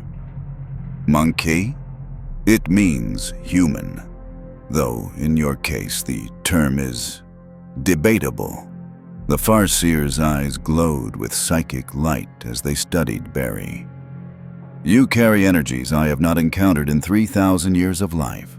Not warp-born, not material, but something that exists between states. And worse, you've bound it to the Ork-gestalt field." "I didn't bind anything. I got pulled into this universe by accident, and your intentions are irrelevant." Kelethis gestured toward the celebrating orcs. "You have created something unprecedented. A Waaagh led by a being whose power increases the more they move, whose very existence generates energy that the orcs can tap into. Do you understand what you've done?" Barry felt ice in his stomach. "Tell me." Normally, a Waaagh is self-limiting. Orcs fight, orcs die. The psychic field destabilizes when critical mass is lost. But you? The Farseer's expression was grave. You are a perpetual engine. Every time you run, you generate power. Every time they believe in your speed, they make you faster. It's a feedback loop with no natural endpoint. You've created a Waaagh that can sustain itself indefinitely. That's not possible. It wasn't, until you arrived. Kelethis pulled back their hood, revealing a face lined with what might have been concern. "The Farseers of Ulthway have seen the threads of potential futures. In 93% of them, your speed Waaagh grows to consume this entire sector. In 67%, it triggers a response from the Imperium so massive that billions die in the crossfire. In 42%, the orcs' belief in speed becomes so absolute that they begin tearing holes in reality itself, creating localized time distortions. Barry's enhanced mind processed the implications. You're saying I'm going to destroy everything just by existing? I'm saying you already have. The question is whether you have the courage to undo it. The Farseer stepped closer, and Barry felt psychic pressure like standing under an ocean. You must leave this universe, human, not flee. Truly leave. Sever your connection to the Waaagh before it metastasizes into something that threatens entire worlds. I've been trying to leave. The Waaagh field won't let me open a stable portal back to my dimension. Because they won't let you go. Their belief chains you here. Calithus raised a hand, and Barry saw threads of light, psychic connections binding him to millions of orcs. Each thread pulsed with green energy, anchoring him to this reality through sheer collective willpower. You must break their faith in you. Make them stop believing you're their prophet. How? They saw me catch a thermal lance with my bare hands. They watched me dismantle an Imperial regiment. I can't just... You must fail them, the Farseer interrupted. Spectacularly, publicly, in a way that shatters their conviction that you are divinely blessed. Barry stared at the Eldar. You're asking me to deliberately lose a fight? I'm asking you to save trillions of lives by sacrificing your pride. The Imperium is already mobilizing a crusade-level response. They've classified the Speed Waaagh as an alpha-level threat. Within weeks, they'll deploy Space Marine chapters, Titan legions, possibly even exterminatus protocols that will sterilize this entire planet from orbit. They'd kill everyone? All the orcs? And any human populations caught in the crossfire. The Imperium does not do surgical strikes when Xenos threats reach critical mass. They cleanse entire systems and ask the Emperor for forgiveness afterward. Calithus's voice was cold with ancient experience. I have watched them do it before. I will watch them do it again, if you do not act. Barry looked back at the Orc camp. At Speed Guts, who'd taken demotion with grace and become a loyal advisor. At the mech boys who built impossible machines with childlike enthusiasm. At the millions of orcs who'd found purpose in following him, who believed so completely that he was their salvation that their belief had reshaped reality itself.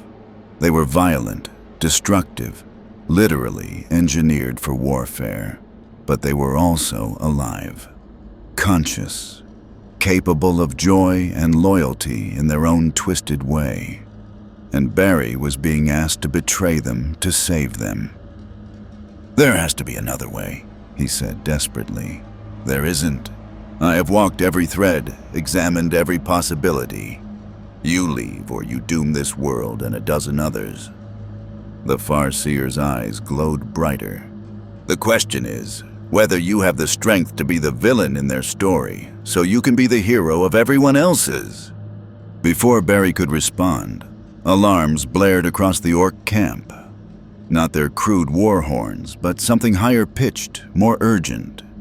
Orcs scrambled for weapons, pointing at the sky with expressions caught between excitement and unease. Barry followed their gaze and felt his blood run cold. Something was falling through the atmosphere. Multiple something. Drop pods, his stolen knowledge supplied, screaming through the air on pillars of fire. They slammed into the desert miles away. Each impact raising mushroom clouds of red sand and dust. The pod's doors blew outward with explosive force, revealing what stood inside. Power-armored giants, 8 feet tall, painted in dark blue and silver, moving with the fluid precision of apex predators given human form. Space Marines. The Imperium had escalated. It begins, Farseer Calithus whispered, and vanished into nothing, leaving Barry alone with the weight of impossible choices. Speed Guts appeared at his side, staring at the distant Marines with something Barry had never seen in an Ork's face before. "Caution, boss," the former war boss said quietly. "Dems to Emperor's Angels of Death. Dey ain't normal, Yumis. Dey's proper dangerous." "How dangerous?" Barry asked, though he suspected he knew the answer. "The kind of dangerous that makes even Orks think twice about fighting." Barry watched the Space Marines form up into combat squads, their movements synchronized with inhuman precision. Each one was a walking tank, equipped with weapons that could level buildings and armor that could shrug off anti-tank rounds. And they were here for him. The Farseer's words echoed in his mind. "You must fail them, spectacularly, publicly."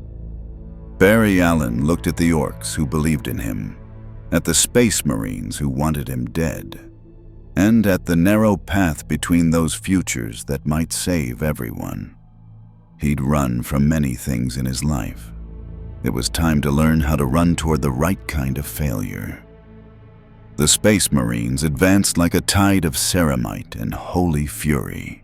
Barry watched them from the camp's edge, his enhanced perception cataloging every detail. These weren't ordinary soldiers. They were post-human warriors created through genetic engineering, surgical augmentation, and hypno-indoctrination. Each one stood over 8 feet tall in power armor painted the deep blue of midnight oceans, with silver trim that caught the desert sun like blades. Their shoulder pauldrons bore the symbol of an omega, and beneath it, ancient Greek letters, Ultramarines, sons of Romulan Guilliman, exemplars of the Codex Astartes, the most tactically rigid and brutally efficient chapter in the Imperium's arsenal. "Boss," Speedguts rumbled beside him. "We gonna fight 'em." Barry's mind raced through scenarios. The Farseer's warning echoed. Fail spectacularly, break their faith, or watch billions die. But how did you deliberately lose to Space Marines without getting yourself and countless Orks killed in the process? An idea crystallized. Terrible, risky, but potentially workable. "We're going to fight them," Barry said slowly. "But not to win. We're going to prove that I am not the prophet they think I am. Waaagh, but you is..." "Listen to me carefully." Barry turned to face Speedguts, and for the first time, he used the full weight of the Waaagh connection to make the Ork truly hear him. "I need you to spread the word. No lethal force against the Space Marines. Disable, disarm, but don't kill. And when I give the signal, when I fall, you order a full retreat. Understood?" Suspicion and confusion warred in Speedguts' scarred face. "You's planning to lose on purpose. I'm planning to save your lives." There's a difference. Barry looked at the celebrating Orks, still drunk on their victory over the Guard. "They believe I'm invincible. That belief is going to get them killed. The Imperium is bringing more than Space Marines. They're bringing orbital bombardment, Titan legions, maybe even the Inquisition. If the Orks keep following me, they'll fight until extinction." That's actually not a bad way to go," Speedguts said thoughtfully. "It's a terrible way to go." Barry's voice cracked with frustration. "You're not just warriors. You're living beings. You deserve a chance to exist without being hunted to extinction." Speedguts was quiet for a long moment, studying Barry with those surprisingly intelligent eyes. "You really ain't Orky, is you, boss? You actually care if we live or die?" "Of course I care. That's what I've been trying to tell you since I got here." "Most war bosses, they only care about the war, about the fighting. But you..." The former war boss shook his head slowly. "You's weird, but maybe that's not a bad thing." He turned and bellowed orders across the camp. Orks scrambled to positions, but Barry noticed the weapons they grabbed were more focused on capture and disable than outright slaughter. Nets, grappling hooks, One creative MacBoy was assembling what looked like a giant foam cannon. The orcs were actually listening. The Space Marines reached the camp's perimeter and stopped in perfect formation. One stepped forward, taller than the rest, his armor more ornate. A cape of pristine white flowing from his shoulders. A laurel wreath was engraved into his helmet. A captain, possibly a chapter master. Xenos corruption! The Marine's voice boomed through Vox speakers, amplified to battlefield volumes. I am Captain Agathon of the Ultramarines 3rd Company. You stand in defiance of the God Emperor's Imperium. Surrender the warp-spawned entity you call leader and submit to righteous judgment. His name's Barry, one orc shouted helpfully. Barry de Fasta. Silence, green-skin filth! Barry stepped forward, raising his hands in what he hoped was a universal gesture of parley. Captain Agathon, I'm not warp-spawned. I'm not even from this universe. This is all a massive misunderstanding that got out of control. And I'm trying to... Your words are as twisted as your form, abomination. The librarians have sensed the corruption radiating from this camp. You bear energies that defy the Mechanicum's understanding of physics, bound to the Xenos gestalt in patterns that speak of deliberate demonic pact. It's not demonic. It's called the Speed Force, and it's... Enough! Agathon drew his power sword, the blade erupting into blue flame. You will be silent, or you will be silenced. Those are your options. Barry felt the Waaagh field surge behind him. Thousands of orcs ready to charge, ready to defend their war boss, ready to die fighting the Emperor's angels. Their belief pressed against his consciousness like a physical weight, demanding he show them the miracle they expected. Instead, Barry did something none of them anticipated. He knelt. The psychic shock rippled through the Waaghs like a thunderclap. Orcs stumbled, confusion replacing battle lust. Their prophet, their fastest git, their invincible leader, was surrendering. I'm done fighting, Barry said, his voice carrying across the silent battlefield. I never wanted to lead a Waaagh. I never wanted any of this. I'm a hero, not a warlord, and I won't be responsible for more deaths on either side. Captain Agathon approached cautiously, his power sword held ready. A trick. Xenos are incapable of honor. It's not a trick. I'm begging you. Take me into custody, do whatever you need to do, but let the orcs disperse peacefully. They only follow me because they think I'm some kind of prophet. Take me away, and they'll go back to fighting each other instead of threatening the Imperium. The Xenos will be purged regardless. Their existence is offense enough. Then at least it won't be because of me. Barry felt something inside him breaking, not physically, but spiritually. The Speed Force flickered. Responding to his genuine defeat, the green Waaagh energy that had been merging with his lightning began to separate, the psychic connections weakening as the orc's absolute belief wavered. He was succeeding, and it felt like dying. Boss! Speedguts' voice was strained. Boss, what is you doing? The right thing, Barry said quietly. Finally. Agathon raised his sword high, preparing for the killing blow. May the Emperor have mercy on whatever remains of your human soul, abomination. The blade descended, and Barry did nothing to stop it. The power sword crashed against his Speed Force aura, weakened now, fragmenting as his will to fight dissolved, and shattered it. Energy exploded outward in a cascade of red and green light. Barry felt something fundamental tear inside him. The connection to the Waaagh field ripping apart like tissue paper. He flew backward from the impact, his body tumbling across red sand, coming to rest in a crater of his own making. Pain radiated through every nerve ending. His suit was scorched, torn in places that exposed burned skin beneath. For the first time since arriving in this universe, Barry Allen looked defeated, looked mortal, looked anything but invincible. The orcs stared in absolute shock.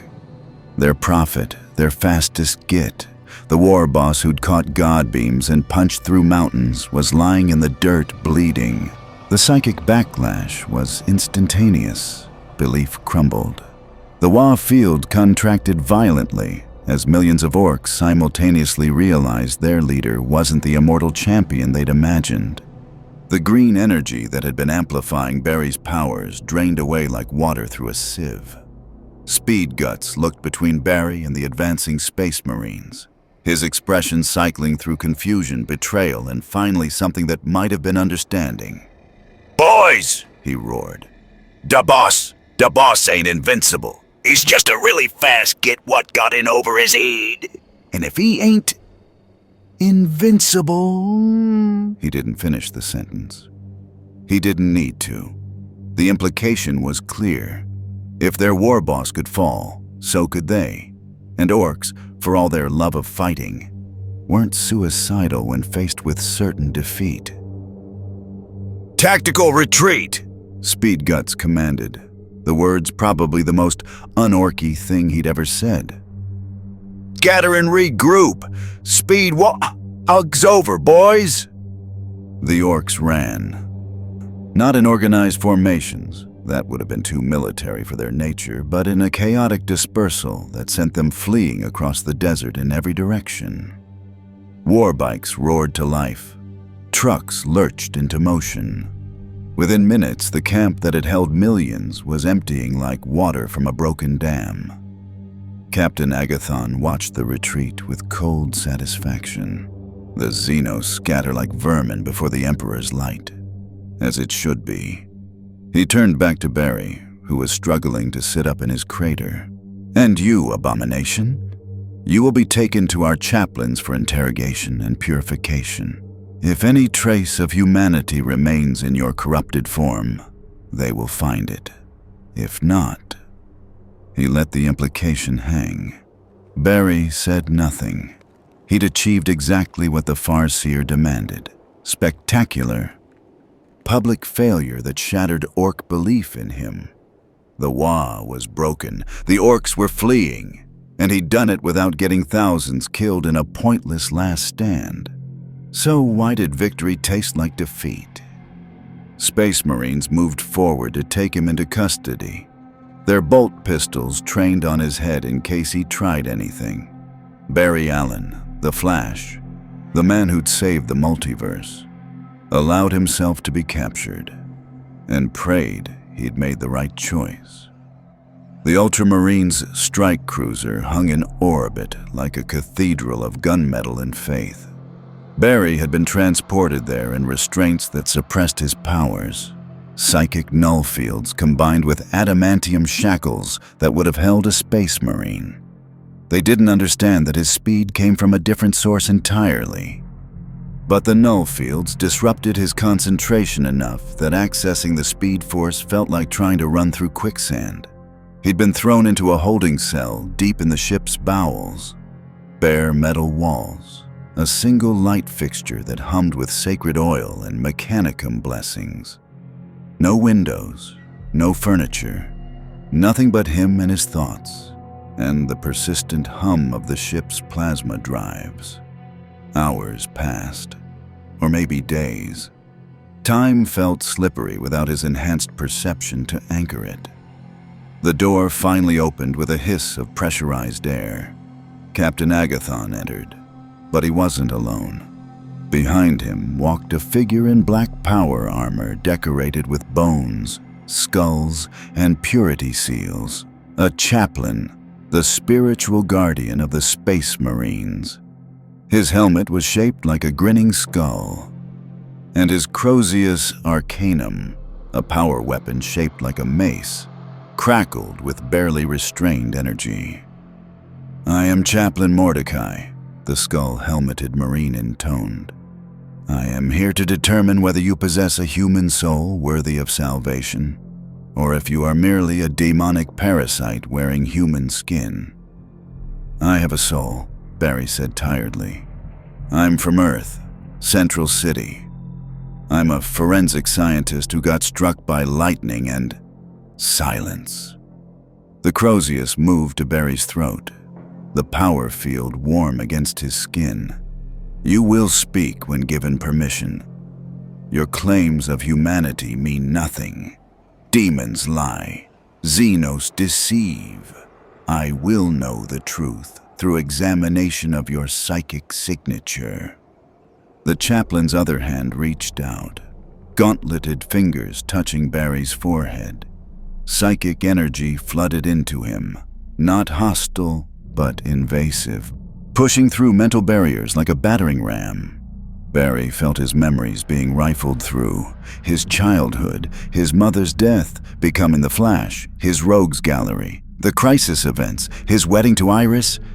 The psychic probe withdrew suddenly. Chaplain Mordecai stumbled backward, his breath coming in short gasps despite the life support systems in his armor. "Emperor, preserve us," the chaplain whispered. "Captain, this being, it tells the truth. It genuinely comes from another reality." Agathon's expression remained neutral behind his helmet. "That changes nothing.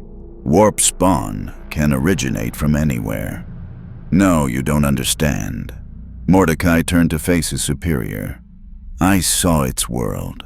A place where humans live without the Emperor's light, without the Astronomicon, and yet they thrive. Cities of glass and steel where billions live in relative peace. Technology without the corruption of chaos.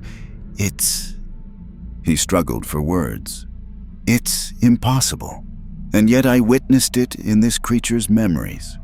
Then it's a particularly elaborate demon illusion."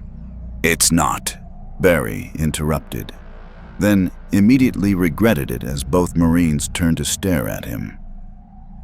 "I'm sorry, but you have to understand. My universe doesn't have your Emperor, your warp, your chaos. We have different rules, and I didn't choose to come here. I was trying to save my world when something pulled me through." Silence stretched. Then Chaplain Mordecai removed his skull helmet, revealing a weathered face marked with ritual scars and the port implants common to space marines.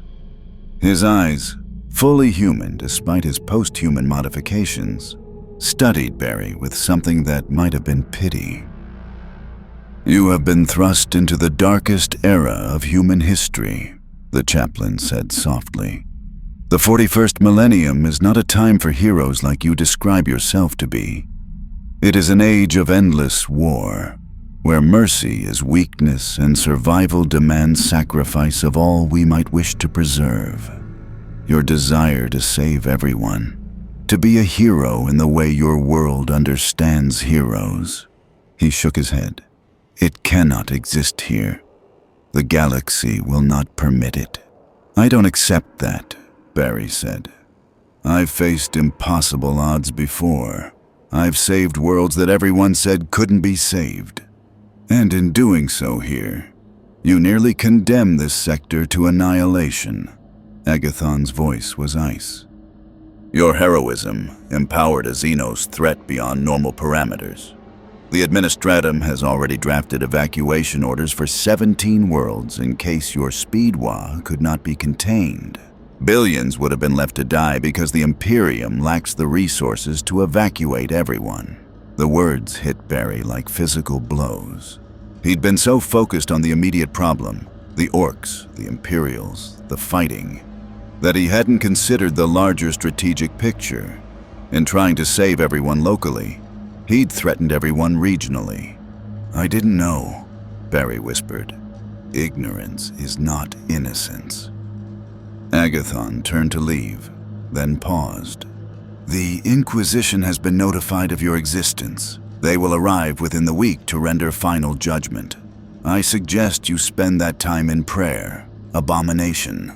If you truly possess a soul, Make peace with whatever deity governs it. He left, the door sealing behind him with terminal finality. Chaplain Mordecai remained, still staring at Barry with that unsettling mixture of pity and fascination. "You're going to execute me," Barry stated. "Not a question. The Inquisition will determine your fate. But yes, execution is the most likely outcome." The chaplain sat down, an oddly human gesture from a post-human warrior, and regarded Barry thoughtfully. "I saw in your memories that you've died before, multiple times, and returned. The Speed Force protects me. Usually." Barry looked down at his shackled hands. "I don't know if it works the same way here. Everything's different in this universe. The warp energy, the psychic phenomena, the way belief shapes reality. You're afraid." "Of course I'm afraid. I'm about to be executed for trying to do the right thing, and I don't even know if I can come back from death in this reality." Mordecai was quiet for a long moment. When he spoke again, his voice was gentle, a strange quality in a warrior bred for endless war. "I cannot save you from the Inquisition. Even if I wish to, their authority supersedes all but the Emperor himself. But I can offer you something else." "What?" "Truth." The chaplain leaned forward. "The orcs you led, the ones who scattered when you fell, they're being hunted, purged. The Imperium has deployed extermination fleets to track them down before they can reform into new Waaaghs. Thousands have already been killed. Thousands more will die before the week ends." Barry's chest tightened, but they retreated. "They're not a threat anymore. They're Xenos. Genetic abominations created by an ancient evil to wage eternal war. The Imperium does not grant mercy to such creatures, no matter how they behave in a single moment." Mordecai's expression was grave. "Your sacrifice, your deliberate defeat, it saved billions by preventing a sector-wide war. But it condemned the orcs to systematic extermination." "That's not justice," Barry said hollowly. "No, it's survival. The galaxy runs on different mathematics than your world, Barry Allen. Here, 1,000 deaths are considered acceptable to prevent 10,000. 1,000,000 sacrificed for 1,000,000,000 saved. Entire planets burned to stop the spread of corruption." The chaplain stood, replacing his skull helmet. "You tried to be a hero in a universe that doesn't believe in heroes, only in survival faith and the grim calculus of acceptable losses." He walked to the door, then paused. "For what it's worth, I believe you are human. I believe you genuinely tried to save lives. And I believe you're about to discover that in the 41st millennium, good intentions and noble sacrifices often lead to the same destination." "What destination is that?" "Tragedy." The door sealed, leaving Barry alone with the weight of impossible choices and the knowledge that his heroism had simply changed the shape of suffering rather than preventing it. He'd broken the Waaagh to save billions. He'd condemned thousands to extermination in the process. And soon, the Inquisition would arrive to determine whether his existence itself was too dangerous to permit. Barry Allen sat in his cell and wondered if perhaps the 41st millennium was right. Maybe there truly was no room for the kind of hero he'd always tried to be. In the grim darkness of the far future, there was only war. And even the fastest man alive couldn't outrun that truth. The Inquisition arrived ahead of schedule. Barry felt them before he saw them. A psychic pressure that made his teeth ache and his Speed Force connection recoil like touching a live wire. The ship's atmosphere changed, growing heavier with the weight of absolute authority. Even through the bulkheads, he sensed the Ultramarines' discomfort at having these visitors aboard. The door to his cell opened. No preamble, no announcement. Just the sudden exposure to corridor lighting and a figure that radiated menace like a star radiated heat. The Inquisitor was smaller than the Space Marines, barely 6 feet tall, but presence made up for physical stature. They wore armor that was part ceramite plate, part ancient artifact, pieces that looked like they'd been collected from 1,000 different battlefields across 10,000 years. A wide-brimmed hat cast their face in shadow. Their coat was red, the color of fresh blood, lined with purity seals and holy scripture. Behind them walked something that made Barry's enhanced perception scream warnings. A woman in simple robes, her head shaved, her eyes completely white. Psychic energy radiated from her in visible waves. A sanctioned psyker, powerful enough to sense thoughts, read memories, possibly kill with mental force alone. Barry Allen. The Inquisitor's voice was androgynous, filtered through a vox grill. I am Inquisitor Vile of the Ordo Xenos. This is my colleague, Psyker Savant Lysandra. We are here to determine the truth of your existence. The chaplain already confirmed I'm human, Barry said, fighting to keep his voice steady. The chaplain confirmed you possess memories of being human, not the same thing. Vale stepped into the cell, and Barry noticed their right hand was entirely mechanical. Not a crude prosthetic, but an elegant construction of gold and silver that moved with fluid grace. The warp can create perfect simulacra of human consciousness. Demons have impersonated saints. Entities from beyond reality have worn human faces and spoken human languages. Memory is not proof of authenticity. Lysandra moved to Barry's side, her blind eyes somehow staring directly into his soul. "May I?" she asked, her voice surprisingly gentle. Barry wanted to refuse. The idea of another psychic invasion, especially from someone clearly more powerful than the chaplain, terrified him, but refusal would only make things worse. "Go ahead," he said. The psyker's touch was different from Mordecai's battering ram approach. Lysandra's probe was surgical, precise, slipping through his mental defenses like a blade through silk. Barry felt her examining not just his memories, but the fundamental structure of his consciousness, the patterns of thought that made him who he was, the electrical impulses that defined Barry Allen. She withdrew after several agonizing minutes, her expression troubled.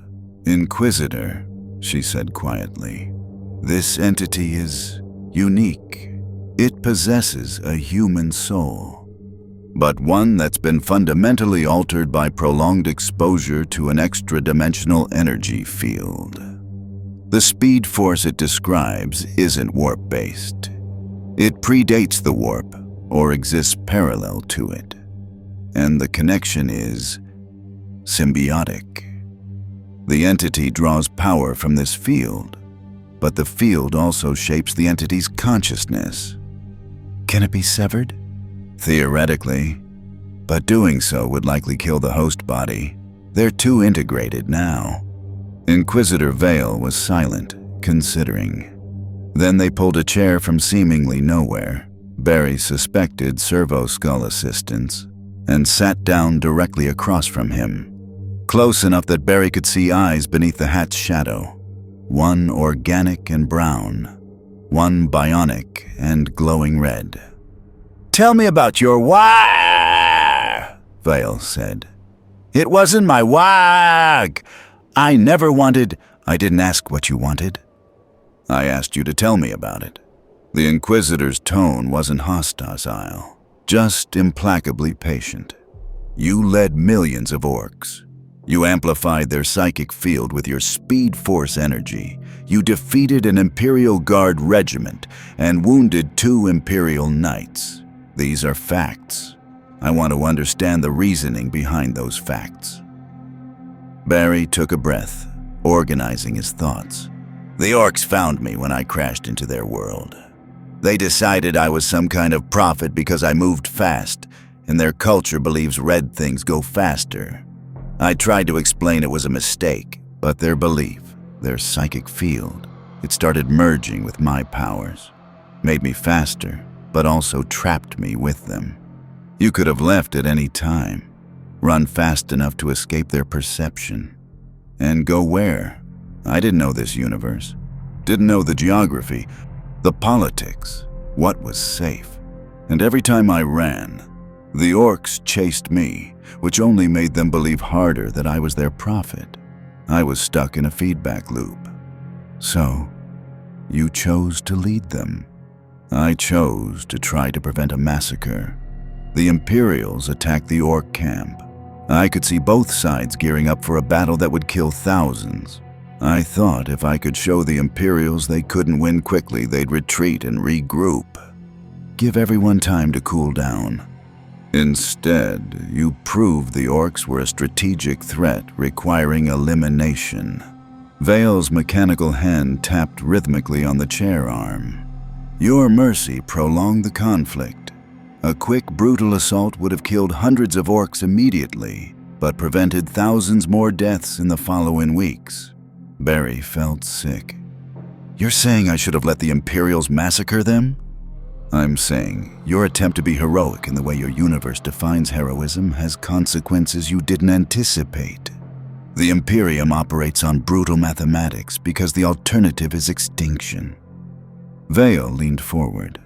Every second we spend debating the fate of one anomalous entity is time not spent preventing chaos incursions, tyrannid hive fleets, Necron awakenings. The galaxy is dying, Barry Allen. Has been dying for 10,000 years. We don't have the luxury of saving everyone. Then what's the point? Barry's voice cracked. If you can't even try to save people, what are you fighting for? Survival. Nothing more, nothing less. The Inquisitor stood. But that's not why I'm here. I'm here because you represent a unique problem. What problem? You've demonstrated that extra-universal energies can interact with the warped psychic phenomena. That opens possibilities, both wonderful and terrible. Vale began pacing. The Ordo Xenos has spent millennia studying Xenos threats. We understand Orc psychology, Waaagh, field mechanics, the limitations of their technology and psychic powers. You've introduced a variable that could revolutionize our understanding or destroy everything we've built to contain them. Barry's enhanced mind raced ahead to the implication.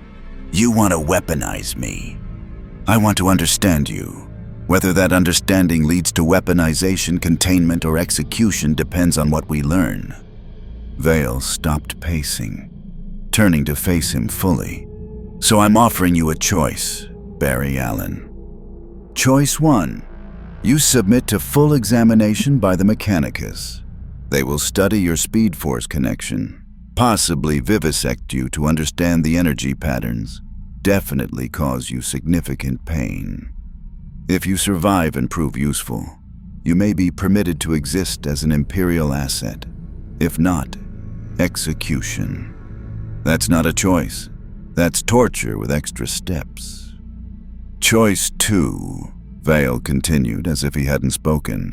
You work with us voluntarily. Share everything you know about the Speed Force. Help us understand how it interacts with this universe. In exchange, we grant you relative freedom, minimal invasive procedures, and a chance to actually do some good in this galaxy. And if I refuse both options, then you're a Xenos threat that must be eliminated. Execution by bolt round to the brain. Quick, painless, final.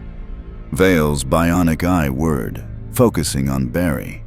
But I don't think you'll refuse, because despite everything, despite the moral injury of leading a Waaagh, despite realizing your heroism caused more harm than good, you still want to help.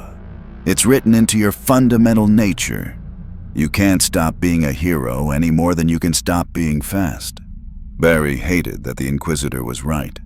He looked at Lysandra, whose blind eyes somehow conveyed sympathy. At Vale, whose mixed organic and mechanical nature seemed to embody the brutal pragmatism of this universe. At the cell walls that would become his tomb if he chose wrong. If I help you, Barry said slowly. Can you stop the extermination fleets hunting the orcs? The ones from my speed Waaagh? No. That purge is already underway and cannot be stopped without revealing weakness to other orc populations. But, Vale added, seeing Barry's expression, we can ensure future encounters with orcs are handled with more efficiency, less collateral damage. Your knowledge of their psychology and the Waaagh field could save Imperial lives and reduce unnecessary Xenos casualties. It was a cold calculus. Trading the lives of orcs, he'd already failed for the possibility of preventing future bloodshed. But it was something. A chance to matter, even in this nightmare universe. I'll help, Barry said. But I have one condition. Inquisitor Vale's organic eyebrow raised. You're in no position to make demands. Not a demand, a request. Barry met their mismatched eyes. If I'm going to help you understand the Speed Force, help you fight more efficiently, potentially become a weapon for the Imperium, I need to know I'm doing it to protect people, not just humans. People. Can you promise me that? Vile was silent for a long time. Then, surprisingly, they smiled. A small, sad expression. No, the Inquisitor said honestly. I can't promise you'll like what we use your knowledge for. I can't promise innocent people won't die. This is the 41st millennium, Barry Allen. Innocence proves nothing, and everyone dies eventually. They extended their mechanical hand. But I can promise that everything we do in service of humanity's survival. And sometimes, that's the best anyone can offer. Barry looked at the offered hand, knowing that taking it meant abandoning the absolute heroism he'd always believed in. Meant accepting moral compromise, collateral damage, and the brutal mathematics of survival. He thought of the orcs being hunted, the guardsmen he'd fought, the billions who'd survived because the speed Waaagh had ended. And he shook Inquisitor Vale's hand. Then let's get to work. 6 months passed in what the Imperium called productive cooperation. Barry had been relocated to a research facility on a station orbiting a dead world, far from population centers, heavily shielded against both physical and psychic intrusion. The Mechanicus maintained the facility, their red-robed tech priests treating him less like a prisoner and more like a particularly fascinating xenotech artifact that could talk back. The testing had been brutal at first. They'd measured his speed, mapped his neural patterns, tried to isolate the Speed Force connection in ways that left Barry gasping and disoriented. But he'd cooperated, shared everything he knew, even helped them develop theoretical frameworks for understanding extra-dimensional energy fields. In exchange, Inquisitor Vale had kept their word. Barry received regular updates on Imperial operations, was consulted on Orc-related threats, and, most importantly, his insights had genuinely reduced casualties on both sides of several conflicts. When an Orc Waaagh threatened a hive world, Barry's understanding of their psychology helped the planetary defense forces channel the attack into prepared kill zones, minimizing civilian casualties. When a speed cult emerged among feral orcs, inspired by surviving legends of the Fasta Boss, Barry helped develop counter-tactics that disrupted their momentum-based strategies. He was making a difference, just not in the way he'd imagined heroes were supposed to. Lysandra visited him regularly. The blind psyker had become something like a friend, or at least the closest thing to a friend Barry had in this universe. She'd explained that her blindness was the price of her power, that seeing through the warp meant sacrificing normal sight. "You're adapting," she observed during one of her visits, her sightless eyes somehow watching him pace his quarters. "Adapting or compromising?" Barry asked. "I can't tell anymore. In the Imperium, those are often the same thing." She tilted her head. "But you're troubled. I can sense it. The Speed Force resonates with your emotional state, and lately it's been discordant. Barry stopped pacing. I keep thinking about Speed Guts, the other orcs, wondering how many survived the purge. If any of them remember me as anything other than the outsider who got them killed. The orcs don't think like that. Their Gestalt memory is short, focused on immediate survival and the next fight. Your Speed Waaagh is already becoming legend rather than history, a story they tell rather than a trauma they carry. That doesn't make me feel better. It wasn't meant to. Lysandra stood, her movements precise despite her blindness. The Inquisitor has a mission for you, if you're willing. Barry's attention sharpened. What kind of mission? The kind that might let you be a hero again, in a way that works in this universe. The briefing came 2 hours later in a secure chamber. Inquisitor Vale stood before a hololithic display showing a planet, green and red, covered in fungal growth and ramshackle structures. This is Garkle Prime, Vile began. An orc world, heavily populated, and home to war boss Grimskull Speed Guts. Barry's heart jumped. Speed Guts survived? More than survived. He's rebuilt his power base, claimed dominion over 3 major tribes, and is currently consolidating resources for a new Waaagh. A conventional one this time, without your Speed Force amplification, but still dangerous. The hololithic display zoomed in, showing orc settlements and fortifications. Intelligence suggests he's planning to attack the nearby Agri world of Praetus 7 within 6 months. 40 billion human civilians live on that world. So, you want me to help you kill him? Barry's voice was flat. No. Vale's response surprised him. We want you to negotiate with him. Barry blinked. I'm sorry. What? Orcs don't typically negotiate, but Speed Guts is unusual. He accepted defeat and ordered retreat rather than fighting to extinction. He showed strategic thinking beyond normal orc parameters, and according to our sources, he still talks about you. Vale manipulated the hololithic controls, bringing up intelligence reports. He calls you the weird boss what cared. He tells other orcs about the time his war boss deliberately fell to save the boys. That's surprisingly accurate. Orcs have long memories for interesting stories, and you, Barry Allen, are the most interesting story to happen to them in decades. Vale turned to face him directly. We believe Speed Guts might be convinced to redirect his Waaagh. Pointed at a target that serves Imperial interests rather than threatens them. Barry's enhanced mind processed the implications. You want me to weaponize him? Turn him into an Imperial asset? We want you to give him a fight worth having that doesn't involve killing 40 billion farmers. Vale's expression was unreadable. There's a chaos cult operating 3 sectors over. Corrupted humans, demonic manifestations, the works. They're too entrenched for a conventional assault without massive casualties. But an orc Waaagh, properly directed, would tear through them because orcs love fighting things that fight back harder.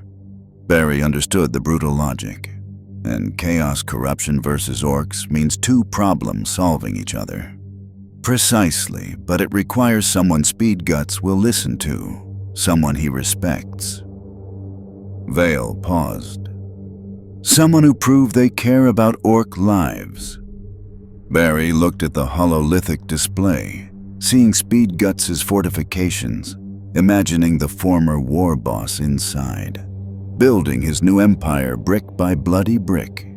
The orc who'd accepted demotion with grace, who'd ordered retreat to save his boys, who'd shown surprising depths beneath the brutal exterior. This is insane, Barry said. Welcome to Imperial strategy. If I do this, If I go to Garkul Prime and somehow convince Speed Guts to redirect his Waaagh, what happens afterward? Do you just keep using me to manipulate orcs into fighting your battles? Probably. Vale's honesty was almost refreshing. But consider the alternative.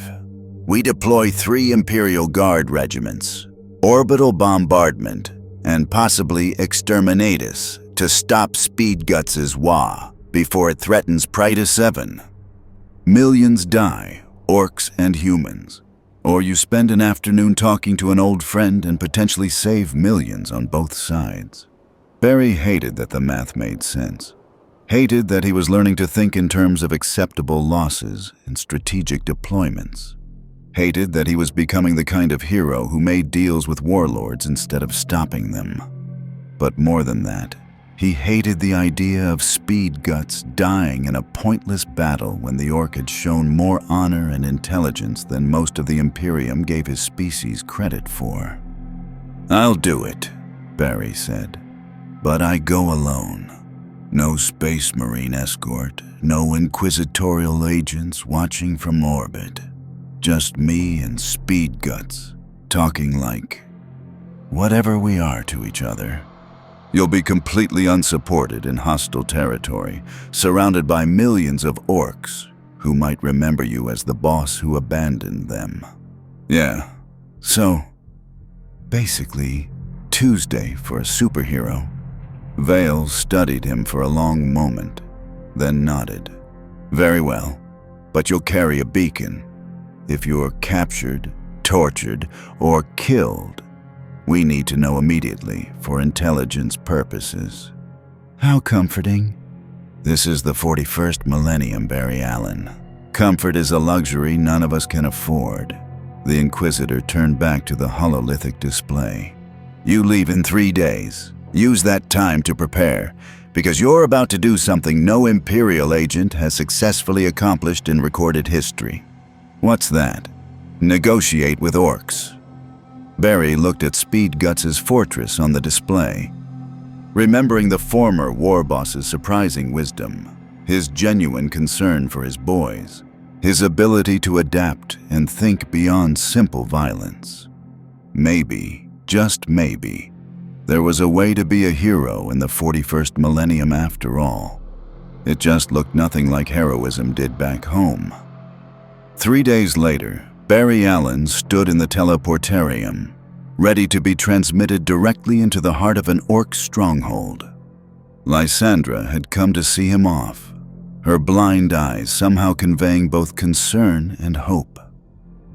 "The Speed Force is singing," she said quietly. "For the first time in months, it's harmonizing with your purpose rather than fighting against it. Maybe because for once, I'm trying to save people in a way that might actually work here," Barry replied. "Or maybe because you're about to see a friend again." Barry smiled despite himself. "In what universe are a speedster superhero and an orc war boss friends?" "In this one, apparently. Strange how the darkest timeline creates the most unexpected bonds." She touched his arm gently. "Come back alive, Barry Allen. The galaxy needs more people who still believe saving lives matters, even in the grim darkness of the far future. Especially then." The teleportarium energized, reality bending as ancient technology prepared to throw him across the void. Barry took a breath, centered himself, and let the Speed Force flow freely for the first time in months. Red and gold lightning crackled around him, clean now, without the green corruption of the Waaagh field. He was himself again, completely, wholly. And he was going to save lives the only way this universe would permit, by convincing a war boss to aim his violence at something that deserved it. The universe dissolved into light, and Barry Allen ran once more toward an impossible mission. Barry materialized in the middle of a war council. Dozens of orcs, knobs, war bosses, mech boys, and assorted lieutenants sat around a massive table made from a crashed Imperial Valkyrie. They were arguing loudly about attack vectors, weapons deployment, and whether painting their ships purple would make them invisible. Maps covered the table, crude, but surprisingly detailed. The teleportation flash silenced them instantly. Every weapon in the room snapped toward Barry. Shooters, choppas, power claws, and one particularly ambitious orc, who'd apparently weaponized a chain-driven saw blade mounted on a stick. For 3 heartbeats, Barry stood in the epicenter of enough firepower to level a building, certain he was about to discover if resurrection worked in this universe. Then Speedgut stood up from the head of the table. The former war boss looked different. His armor was more refined, still orky, still covered in red paint and lightning bolt decorations, but with an attention to detail that suggested genuine craftsmanship. His mechanical claw had been upgraded, crackling with contained energy. The broken tusk had been replaced with a metal one engraved with orc glyphs. He looked like a war boss who'd learned from defeat and rebuilt stronger. "Boss," Speedguts said, his voice carrying genuine surprise and something that might have been joy. "You came back." "I told you I'd try," Barry said, keeping his hands visible and non-threatening. Can you tell your guys to lower the guns? I'm not here to fight. You heard the weird boss, Speedguts bellowed. Stand down. He's still orky even if he ain't green. The weapons lowered slowly, orcs exchanging confused glances. One muttered, "Thought he was dead. Thought he betrayed us. Thought he was a Yumi trick. I'm standing right here." Speedguts' voice carried the weight of command. "And I'm telling you, this get saved our lives by losing on purpose. Showed the Yumis we wasn't immortal so they wouldn't glass the whole planet. That's more orky than any of you lot understand." The orcs grumbled but accepted it. Orc hierarchy was simple. The war boss spoke, and you listened or you challenged. No one seemed eager to challenge Speedguts. "We need to talk," Barry said. "Privately, if possible." Speedguts gestured, and the War Council reluctantly filed out, each orc giving Barry looks ranging from suspicion to curiosity. When the last had left, Speedguts sat down heavily, gesturing for Barry to do the same. "You look different, boss," the orc observed. "Less green in your lightning, less Waaagh in your step." "The Imperium helped me separate the Speed Force from your psychic field. I'm fully myself again." Barry sat, noting how surreal it was to have a casual conversation with an alien warlord. "How have you been?" "Rebuilt, survived, got proper strong again." Speedguts' expression grew serious. "Lost a lot of boys in the purge, though. The Yumis didn't stop hunting us for months. Had to hide, run, fight smart instead of fight hard. It was..." He struggled for the word. "Unorky. But it worked." "I'm sorry." Barry meant it. "I tried to negotiate." "Nah. Boss, you did good. I worked it out eventually. You fell so we could run. Broke the way. Oh, the Umis wouldn't kill everyone. It was proper tactical." Speedguts grinned, showing his metal tusk. "The boys what survived, they smarter now.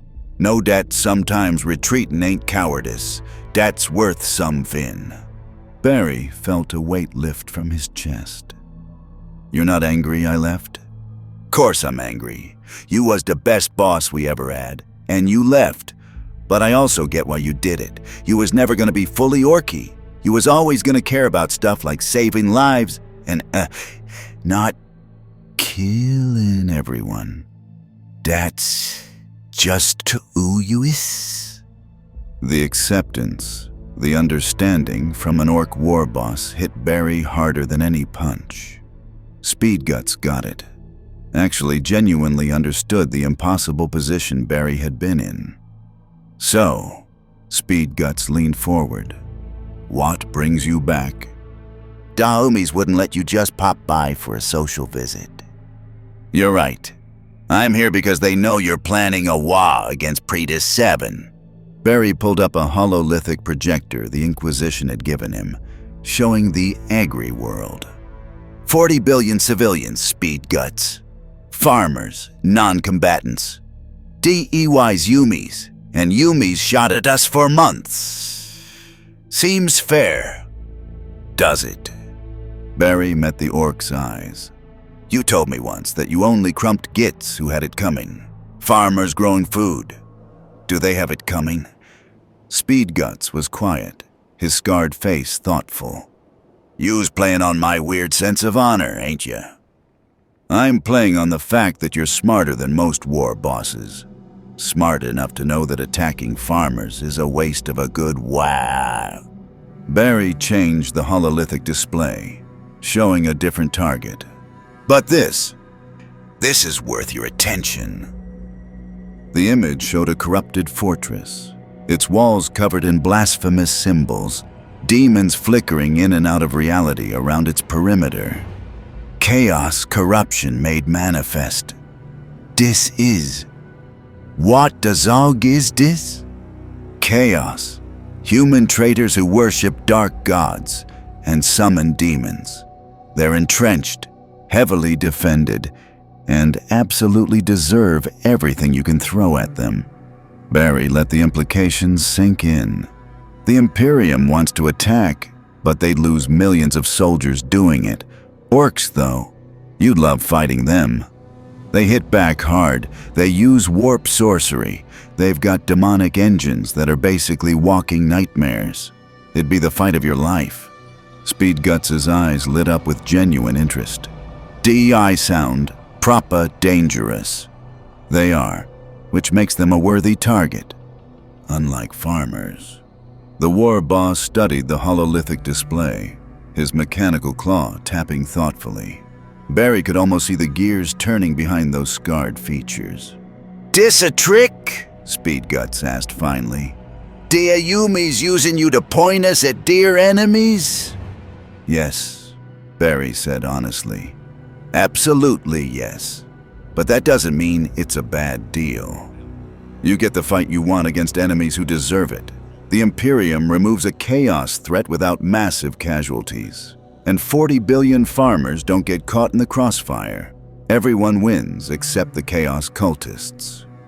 "And what do you get out of it, boss?" Barry smiled sadly.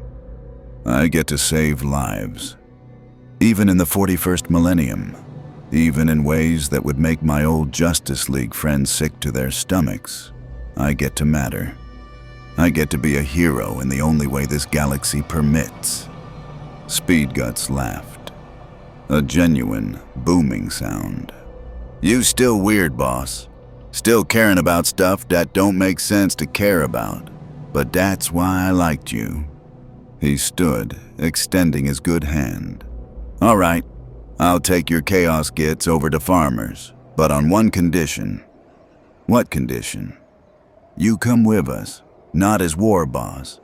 I learned my lesson about having you in charge, but as, what's the word? Advisor. You help us fight smart, and we help you save lives. Proper partnership." Barry stared at the offered hand, seeing the future it represented. He'd be working with orcs, enabling their warfare, becoming a permanent fixture in the 41st millennium's brutal machinery.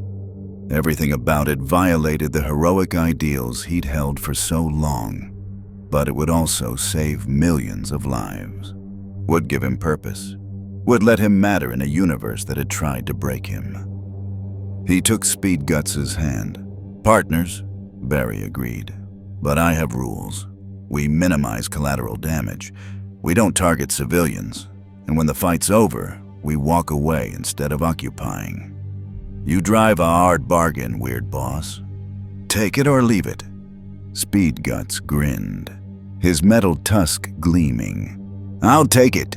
Now let's go tell the boys we's gonna fight chaos instead of farmers. They's gonna be very confused." "But they'll follow you anyway." "Course they will. I'm the war boss. And now I got the weird boss back as my advisor. We's gonna be legendary." Barry Allen, the Flash, former Justice League member and hero of Infinite Earths, walked beside an Ork war boss toward a war council where they'd plan an assault on Chaos forces. It wasn't the heroism he'd imagined, but in the grim darkness of the far future, it was enough. The assault on the Chaos Fortress became legend among the Orks. Not because it was the biggest battle. It wasn't. Not because it was the bloodiest, though it certainly qualified. But because it was the first time in recorded Imperial history that an Ork Waaagh fought alongside human forces with something resembling coordination. Barry had brokered the arrangement personally. Inquisitor Vale provided orbital support and intelligence. Speed Guts provided millions of enthusiastic orcs who treated demon slaying like the universe's best recreational activity. And Barry himself ran between both forces, preventing friendly fire incidents, coordinating strikes, and occasionally rescuing soldiers from both sides when things got too chaotic. The Chaos Cult fell in 6 weeks. Their fortress was torn apart by orcs who laughed at demonic corruption, their summoned entities banished by the sheer psychic weight of orc disbelief. Because if there was one thing orcs excelled at, it was refusing to accept that anything was impossible. When a demon told them fear was inevitable, the orcs just hit it harder until it stopped talking. 40 billion farmers on Pretus 7 and never knew how close they'd come to annihilation. The Imperium declared it a strategic victory. The orcs declared it proper fun. And Barry Allen discovered that sometimes heroism looked like preventing wars rather than winning them. Months later, Barry stood on the observation deck of Inquisitor Vale's ship, watching Speed Guts' fleet depart for their next adventure. The Ork vessels were grotesque violations of engineering principles. Metal hulks held together by belief and bad welds. But they flew, and that was what mattered. "You've changed," Lysandra observed, standing beside him. Her blind eyes somehow watched the departing ships. "The Speed Force resonates differently now. Less conflict, more acceptance." "I've learned to be a different kind of hero," Barry said quietly. "Not the one who saves everyone. The one who saves who he can, when he can, in ways that actually work. That's called wisdom. Many spend lifetimes failing to learn it. Or maybe it's called compromise. I'm not sure there's a difference anymore." Inquisitor Vale joined them, their mixed organic and mechanical form casting strange shadows in the viewport's light. "The Ordo Xenos has officially classified you as an Imperial asset. Congratulations, Barry Allen. You're now permanently employed preventing Xenos-related catastrophes." "Lucky me." But Barry smiled, despite the sarcasm. "What's next?" "There's a Tau expansion in Sector Ultima that's causing complications. They're trying to incorporate orc populations into their greater good philosophy. It's going poorly for everyone involved. You want me to explain to idealistic space communists why orcs will never join their utopia? I want you to prevent another sector-wide war before it starts. Use that gift you have for impossible negotiations." Barry looked at his reflection in the viewport, costume scorched and patched, face lined with experiences no hero from his Earth would recognize, but eyes still holding that fundamental spark that made him who he was. He'd fallen into the darkest timeline imaginable, a universe where there was only war, where mercy was weakness, where good intentions paved roads to damnation. He'd tried to be the hero he'd always been and nearly caused catastrophe, but he learned, adapted, found ways to save lives that worked within this nightmare's brutal rules. He'd never save everyone. The mathematics of the 41st millennium wouldn't permit it, but he could save some. And in a galaxy drowning in darkness, some was a victory worth fighting for. "All right," Barry said, turning from the viewport. "Let's go prevent some diplomatic disasters, but I'm taking Speed Guts with me. He's better at reading orcs than any Imperial xenologist. You're bringing an orc war boss to peace negotiations? Worked last time, didn't it?" Vial's organic eye actually twinkled with something like amusement. "This is either brilliance or insanity. In the 41st millennium, those are the same thing." Lysandra laughed, a sound like silver bells in the darkness. "The Emperor protects Barry Allen, even speedsters from other universes." "Here's hoping," Barry said, red lightning beginning to crackle around his form. "Because I've got a galaxy to save. One impossible negotiation at a time." He ran, not away from the darkness, but through it, carrying the light of hope in the only ways this grim universe would accept. Not the hero he'd wanted to be, but the hero the 41st millennium needed. The Flash, the weird boss, the fastest diplomat in the galaxy. And somewhere in the warp, two brutal gods of violence and cunning watched with interest, wondering what other chaos this strange speedster would cause. The Emperor protects. More stories await.